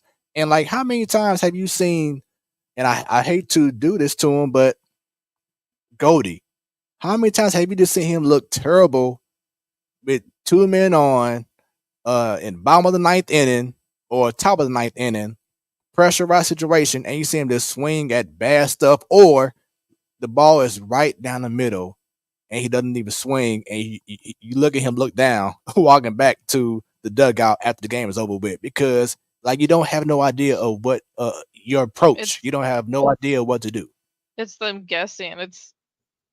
And I know, the ball gets there in point something seconds, but I mean, there's times when you can sit there and, take a guess on what's coming, but it should be see ball, hit ball. And you see a lot of people sit there with the bat on their shoulder, watching strike three in a big moment because they're thinking too much. And everyone says it's more of a mental game than a physical game. So that's a big aspect of it. But I mean, we can agree Goldie's had a down year, but he's still like your second or third best hitter this year. So like, and I think a lot of it with Nato stretches and Goldie stretches is the team in general. It's depressing. Like the years past, it's fun to go to the ballpark and you're energized and next man up mentality, but that's not how it is right now. And like I mentioned Goldie's quote earlier, you can say that, but it's hard to go to Pittsburgh or even Busch Stadium, because we were talking about the stands, and seeing nothing but just red bleachers all over the place. Like that's what they came from, with the D-backs and the Rockies. They never expected to see that here, and they're probably part of the reason too. I mean, you can't just point out just one person. It's everyone on the team's fault. But that could have something to do with it. It's not fun coming to the ballpark. Miss Dub asked $1 million question. Do you think Wainwright will get 200 wins? And I'll start right now. I'm saying no. And I know there's a lot of people, and I saw you post on Twitter, about Wayno, and he may have a quote in the post game, and you be like, I just want to cry, for Wayno and da-da-da. And I don't want to be that guy, but it is what it is. I don't feel bad because I felt like he should have already left. You had the opportunity with Pujols and Yachty to go around the sunset during that time. It was a perfect opportunity, and it's just the age and your history over the last couple of years, but definitely what happened from September last year and how you got hit with the ball and you try to come back to it is different if you were still 30-some years old and you want to recover and get back to what you may have been. But you saw it this past yesterday, Joe. He was topping out at like 86 miles per hour. You can't expect a Major League Baseball team to not eventually catch on to what you're doing and make adjustments. It may have taken 5 innings, but that's how baseball is. You can't live off of hoping you only pitch 10, 12 pitches an inning with the stuff that you have in this type in your time of this career. When you're only topping out at 85, it's just a matter of time. And I think you brought up before, or someone else did, maybe come off the out the bullpen, and maybe he gets lucky and he can get a lead, while he's coming out the bullpen, and that's how he can get 200 wins. But starting, I just can't see it because of the stuff that he's lacking. And once again, you may fool these guys the first go around, but that second go around up to bat, them guys are going to be ready to hit your stuff when you only topping out at 85. There's so much that you can do with only throwing 85, 86 miles per hour when you only got a cutter and a curveball. They're going to figure that out. And that's what's been going on. Granted, the offense hasn't had its back on certain starts, but still, it's still a matter of time until it's going to blow up, and it has. So honestly, no, I'm saying he's not going to do it, especially starting. He's not going to do it. But you go ahead, Joe. Yeah, I don't think he's going to do it either. Sadly, and even his post game last night, he's got to get to 199 before he can get to 200, and he's been trying for 199 for a little bit now. I could say there's been a handful of starts, maybe not a handful, but probably like 3 starts where he pitched good and the team just did not hit. And that's been a thing with Wayno starts for just last year. I think it was he lost 1-0, pitched a complete game against the Phillies. 1-0, like that, and that's how it's always been for Wayno. Last week against the Mets, he had a quality start, 6 innings. We just could not hit, So I mean, but then there's starts, with the Royals one, he just can't do it. I understand him coming back for a new year. I mean, if he was pitching good right now, or even okay, we wouldn't be discussing, oh, he should have come back or whatever. Like, we talk good, when we have talked good about Albert last year, if his whole year was his first part of last year and he never reached 700, we would have been like, wow, that was an awful year. We never should have brought him back. That was a waste. Yada yada yada. I mean, but even Albert said to the media that he was contemplating retiring before the All-Star break because he just saw how bad he was. But once the All-Star break came and he got the love from all the other players, he started finding the rhythm. Then second half he went off. So even he admitted that he knew that he was doing terrible, and he wasn't even gonna wait for us to say anything. He's gonna do it himself. And this is the thing, though. No one was trashing Albert on social media like Wayno's being trashed. And there's no reason Wayno should be trashed the way he's been trashed all year long. Even before the year started, he was trashed during the WBC. You know, like that should never happen for all the stuff the guy's done for the city, and just not even that. Let's just think about the 2023 Cardinals as a whole. Adam Wainwright is blamed for the majority of it for whatever reason. The dude didn't even start until like 2 months into the year. Yeah. There's And how many pitchers have we gone through, you know, for the rotation all year? Matz is Right. getting paid lots of money. Liberators had 2 good starts all year. Miles sucked really bad for a while. Jack Flaherty, you know, he's whatever he is. Like, everyone thinks we just gave Wayno all the money in the world, and that's why the front office didn't go out and get more pitching. Like, no, that's not the case. So I just hate how I don't think he's going to get 200. It's depressing. It's sad watching him go out the way he's going out because he's Adam Wainwright. You know, like, we were just watching, me and Brendan were watching one of his big league impact videos last night. If the world was even like 1% of the human being that Adam Wainwright was, the world would be such a better place. Like, he's such a good dude, and I just love St. Louis, loves baseball. He just loves this organization, and it just sucks that he's going out like this. Like, no one wants to see it, you know. So I And- mean, it just sucks, but he just wants to go out and try to get 199. That's all he wants to do right now. His post game last night, he looked like he was on the verge of tears. He was like, "What do I say to the fans?" Like, he couldn't even get the words out all the way. So it's just sad. And that's where it goes back to when you brought up earlier about how he's getting blamed for the season. It goes back to your teammates not picking you up, and the times when he's pitching or anyone who's pitching, and they're trying to give it their all, but then the offense just doesn't do anything, like what Miss Dub said earlier. Especially when the offense is struggling well, and I think it's hard for pitchers to keep up their energy when the offense isn't there. It's like, you know, the pitchers do so much to keep runs at a minimum, but then your offense turns around and strikes out against every other pitcher they face as well. So it does affect your mental and your energy. Cause like, oh my God, okay, the team can't score 1 run. I can't get a lead at least, you know, before I pitch. So it definitely can be draining. So, and I said this earlier on social media. And I think you and I had to talk about big changes next season. Like, this team and organization, there are some big decisions this team has to make in regards to how they approach next year, because this cannot happen again next season at all. And Bottom that's line. why I was saying, like, with the Reds, I think they're pretenders this year, but I mean, just the Brewers are always going to be there as long as they have that pitching. That's final.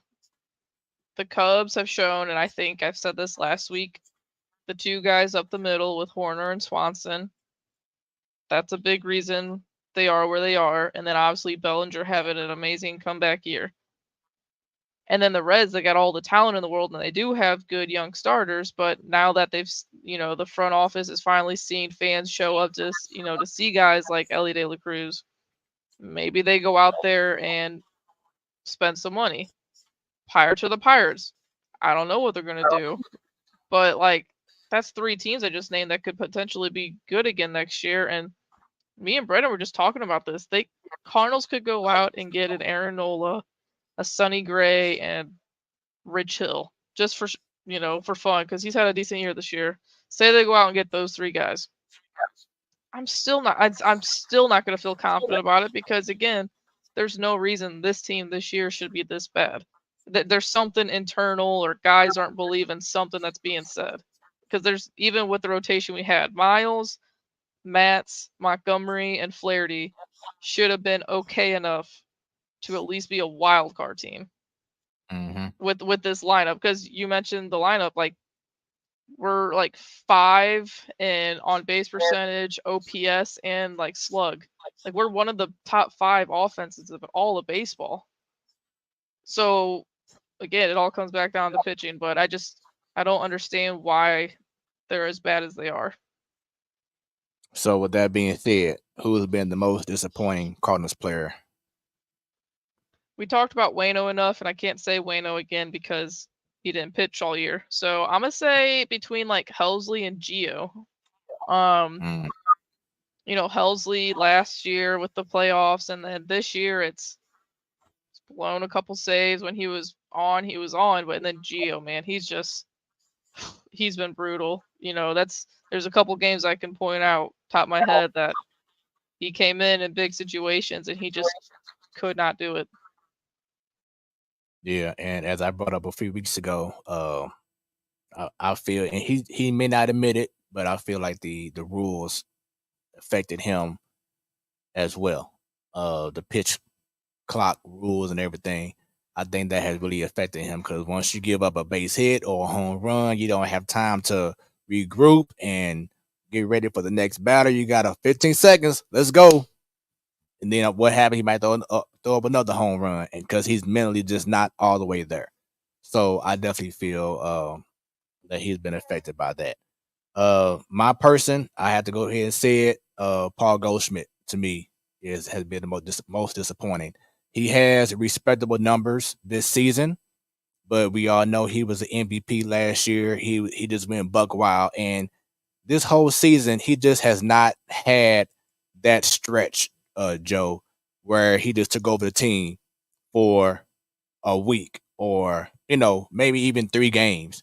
All year long, he just has not shown that consistency, and it just has happened ever since September, October last year when he just lost his power and he didn't do anything the last few weeks of the season.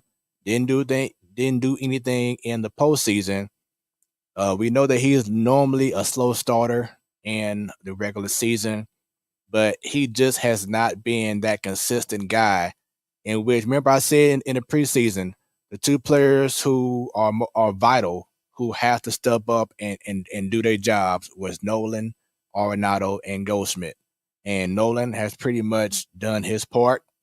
There have been once again instances in which running the scoring position, he may not shine all the way, but Goldie has looked bad a lot of times where he looks like he's lost. He's not saying he's not in it or he doesn't have the heart, but he just something just not right. And I'm not sure if last year was a prelude, should I say October of last year was a prelude to we may now have seen the best of Goldie, but it's very possible. And this season I had higher hopes that he would be more productive, and he just has not been it for me because I have higher standards when it comes to certain players. And him and Nolan Arenado, I have higher standards for them, and he just has not met them to me. So he's been my most disappointing player. I think a lot of Goldie was just on another planet last year. And a lot of times that could lead to people being disappointed. They're expecting him to hit almost 40 homers and bat 380 and have 130. Like they just expect that now every single year, and it's not gonna happen. But yeah, I mean, but he's still, like, I just saw when he hit his 20th homer, he's like one of however many people in baseball for the last 10 years that's had 20 homers every single year. I mean, he's still gonna have probably 25 to 30 homers at the end of the year and 80 something RBIs and close to batting a 300. So I mean, he's always going to be that guy, and I do think and we could all agree that that what up, y'all? The weird year started really early this year. So I mean, Nato, he was asked for like the first 2.5 months and was one of the worst defensive players in all of baseball. What's up? Here. All right, baby Bova. Can you wave? What's up? There we go. She's the door. Yeah, I mean, I get what you're saying in regards to, what he did last year to this year. And I'm not even saying I wanted him or I expected him to hit 40 home runs, but I just expected more consistency, especially when it matters the most, because you're paying him to be that guy. Mm-hmm. So you have to have the expectation for him to be that guy, and he just has not been that guy. So on the flip side, which current Cardinal player or players will have a much improved 2024 season? I got Jaywalk. And my main reasoning for that is last year we talked about Nolan Gorman. You know, he's had stretches, looked really good, but he could not touch that high fastball. Now and then this year he's amazing. You know, he's got back injuries he's been dealing with left and right, but Walker, he wails at the pitches that are outside and the ones that are going in on him. So I think they're going to give him some homework in the offseason, and because he's striking out a lot right now, but that's going to happen as a rookie, you know, seeing new pitchers. And so I think he's, going to get some homework during the offseason, work with Willie McGee in the outfield, and I think he's going to be a lot better next year. Yeah, I definitely agree with that. Excuse me. I'm sorry, I didn't mean to put this picture up so fast. But I definitely agree that Jordan Walker will have a very much improved season. He's going to work at his flaws, kind of similar to what Nolan Gorman did. You know, this past offseason, he worked on a lot of stuff. He definitely improved defensively, and he was just crushing it, hitting home runs until he got hurt over the last 2 weeks now. Jordan Walker isn't usually known to be a strikeout guy. So I expect for him next year to show that he's about making contact, hitting the ball hard, and I do want him to put the ball more in the air because they showed a comparison between him and Gorman, and it was just like the reason why Gorman has so much success right now is because he's putting the ball in the air more. And if Jordan Walker does that more, he should definitely be he should definitely be hitting the ball out more. I would say for me, Wilson Contreras. He's gone through that phase that he went through when the team benched him for Here, can I reasons pause unknown. you for a second? Go ahead. What way are you saying Contreras? Because since the All-Star break, he's been one of the best hitters in all of baseball. So I do think a lot of it has to do with, again, we're going to go back to the mental side of it, and Cardinals embarrassed the hell out of him since day one pretty much, and you know what I'm saying? So I feel like as the hitter, he's been pretty much what you thought you were going to get. Overall. So hitting and as a catcher. Because he'll have another off season. He'll be ready. I think he takes pride. Because remember the press conference, he takes pride in what he took pride in regards to wanting to be that catcher who can catch 85% of the season. And because of what happened early on in the year and what they're doing now, having DH a lot, it devalued the move that they made. But he knew that the team signed him to be the primary, pretty much everyday catcher. And I could tell by the way he plays, by his emotion, that he really wants to fulfill that contract by being that guy every day that he can if he's not healthy. So, yes, the offense has definitely improved because we all know he's a great offensive hitter. But he wants to prove the naysayers wrong that he's just a part-time catcher. And of course, one of his idols, is Yadier Molina. So he wants to prove to himself that this contract isn't just for him being a DH, but he wants to be a primary guy, a primary catcher. And I feel like he's going to do that next year if they give him that opportunity. We're going to see because exactly. I was just about to say, based off of how the organization operates, but I feel he is a better catcher throwing wise more than Kisner is. And then you have Herrera coming too. So I won't be surprised if they do if they made this bold move and trade away Kisner while his value is getting better and better because he's been showing a lot more offensive pop and everything. So that could pave the way to have him go. You give you give Contreras, of course, that primary catching position, have him catch more, and then you give Herrera the opportunity to fill in and give Contreras more of a break, so he can stay, remain fresh. But I really feel the pride of Contreras. He wants to be that primary catcher and hold the team down as long as he can. And you know what's funny? Ever since he switched his mask, I feel like I'm looking at Yachty back there Right, the behind. hockey mask. It's Yeah. it's so weird how like this without the he doesn't have the neck tattoos, but sometimes it looks like Yachty back there. So let's talk about this, man. We had a conversation in the chat, and I saw him, and I was like, "Whoa, man, he looks different." And that's Tony La Russa. And of course, I wasn't joking about it, but it was just like a while because just last year you saw him with the black hair and whatever, and then you said that you found out that he has cancer. Is that correct? I think he beat cancer, I think. But yeah, me and Brendan were on Twitter and we saw that apparently he had cancer. So I mean, could do something to you. And he was also one of the oldest managers in the game with a very bad team, and he was constantly criticized. And so I mean, does stuff to you, I guess. Yeah, because just last year, I think they had like a side by side. I wish I would have saved that picture. I would have used it for tonight.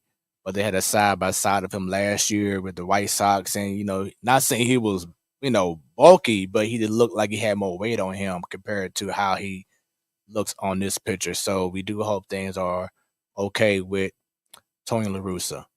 And now this is gonna be pretty cool, I think.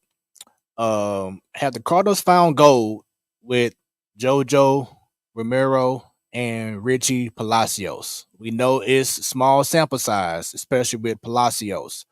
But have the Cardinals found something with these two players? Because you think about Romero and you see the comparisons between him and Al Raboski, and I can see it more and more. The more that he pitches, and the energy, the attitude that he has. And I'm liking how he's being used. He can pitch multiple innings. If you ask him to play 2 games in a row, he won't be like, "Oh, my arm hurts. I need time to recoup for a couple of days, and then I'll pitch again." No, he's ready whenever you call his name. And then with Palacios, he's been playing very well in center field. This play that you're seeing right now on your screen, I think he's like the first Cardinal this year to properly climb and scale the wall and jump and rob a home run.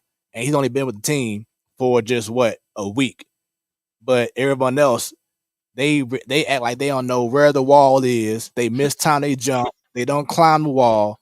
I mean, it's just terrible. And what's worse to me, Joe, is that you have one of the best outfitters in the game who's teaching you how to play outfield in Willie McGee. And to me, it's like you're making him look bad. Like, how y'all not knowing where y'all at when he teaches y'all every day before the games, or when you have an off day, he goes over stuff with y'all. And even at your home ballpark, you act like you don't know where the wall is. That's a problem to me. Yeah. But you got Palacios who just fresh out the minor leagues, don't know about our ballpark, and he knows how to look at the ball and the wall and to time the jump right. But going back, do you feel like the Cardinals may have found something with these two players? JoJo Romero, yes. I mean, he's been in the league for a little bit, a couple years. He was with the Phillies and then kind of went downhill. But no, I mean, he's been fun to watch. And I've mentioned Helsley, which we don't even know if Helsley's going to be pitching next year with how crazy he has a rehab stint, and then he has pain in his forearm and his elbow. So who knows if he'll even pitch next year. Gio's been bad. So, I mean, I think JoJo has definitely pitched his way into a potential closer 7, 8 inning guy for next year. Palacios, I mean, he's just I think he's just that typical we got him from the Guardians, which I think he did have some major league experience with them. But I think he's just one of those guys going to come up and he might be in Memphis next year, or he might even be in Memphis whenever Newbar comes back, or he might be one That's year. what I want to bring up. I'm glad you brought that up, Joe, because that's what I was about to ask you, because it's such a typical Cardinal thing that when Newbar comes back, will they send back Palacios?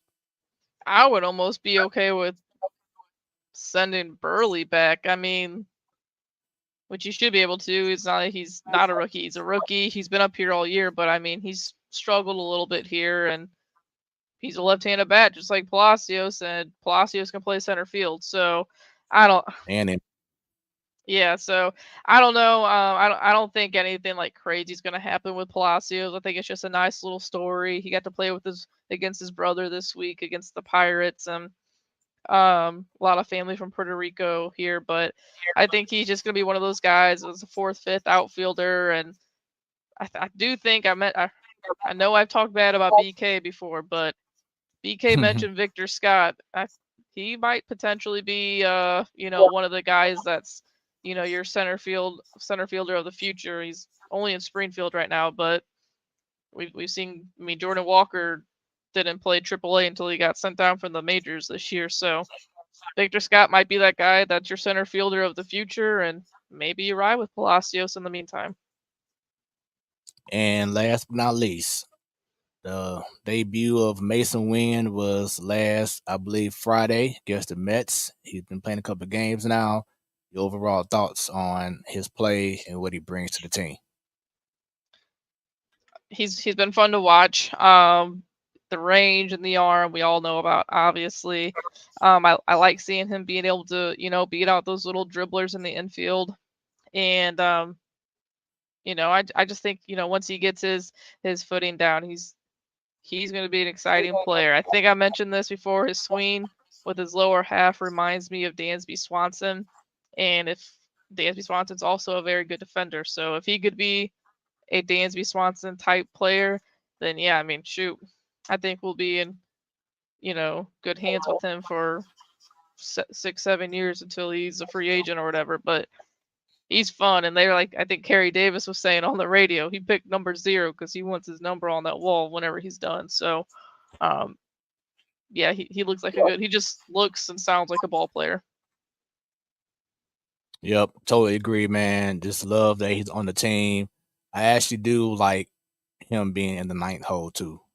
He can just relax, be easy, and continue to learn the game, figure out how he's being approached, and just just do what you do. Defensively, we already know what he brings, to the team, and just look forward to seeing him continue to shine and figure things out, man. So I'm glad he's up.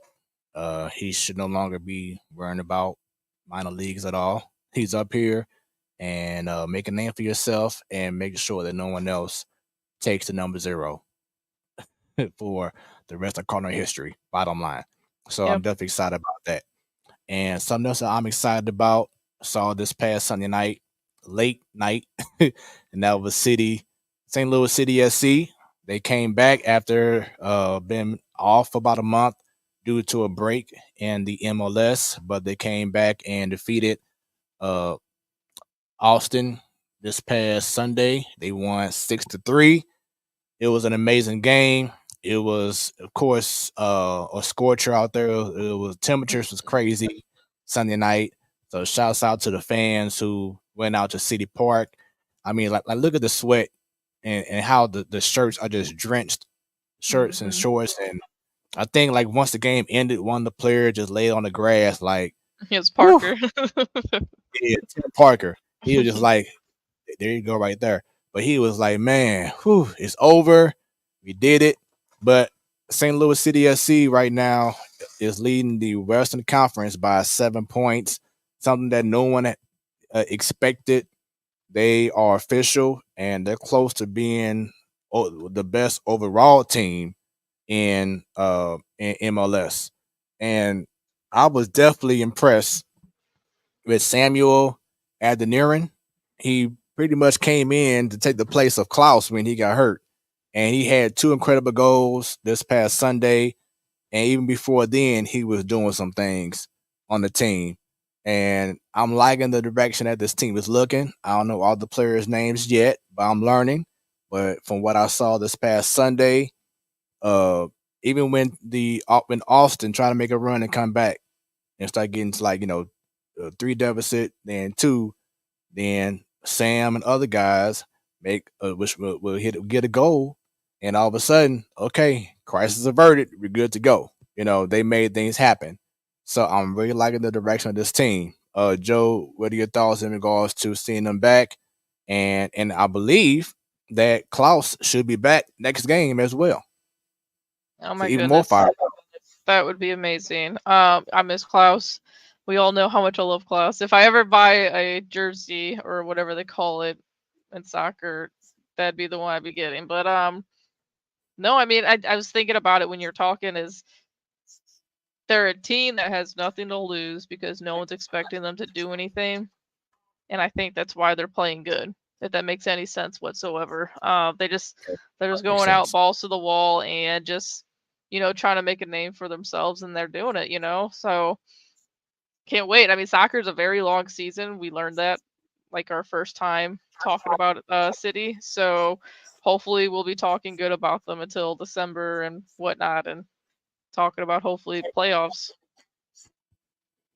There we go. And with that being said, everyone, that is our show for this Wednesday. It was an incredible, jam-packed show. We hope that you all enjoyed it. We hope that you share this and all of our episodes. Of course, y'all can find us everywhere on social media. Facebook, the Platform Sports Talk Show. X, formerly known as Twitter, at 314 Sports Talk. You can give us an email if y'all know someone who would be a great guest on the show. Email us at platformsportstalkshow@gmail.com. Also, we're on the Insta at Platform Sports Talk. The show will be uploaded right away as soon as we're done on the Roku device. And of course, go on YouTube, subscribe, click on that bell because Joe, anytime we go live, y'all will be notified. We also on that Hot 365 Radio where it's always hot. Go to hot365radio.com or download the app on your Android or iOS device. They also have a Twitch channel, twitch.tv/hot365radio every first Wednesday of the month, ladies' night. And next week, the fellas are back. So check them out for the Man Cave. Joe, it's been a fun show. Shouts out to Bunny. Shouts out to T-Bone coming through and giving us the NFL predictions. And everyone, we hope that you don't have a bad time and experience like what happened to this man. And Anderson square off. They're fighting. They're swinging. Down goes Anderson. Down goes Anderson. And with that being said, everyone, y'all have a great rest of y'all week. Stay tuned next week for the Man Cave. It's a Platform Sports Talk Show.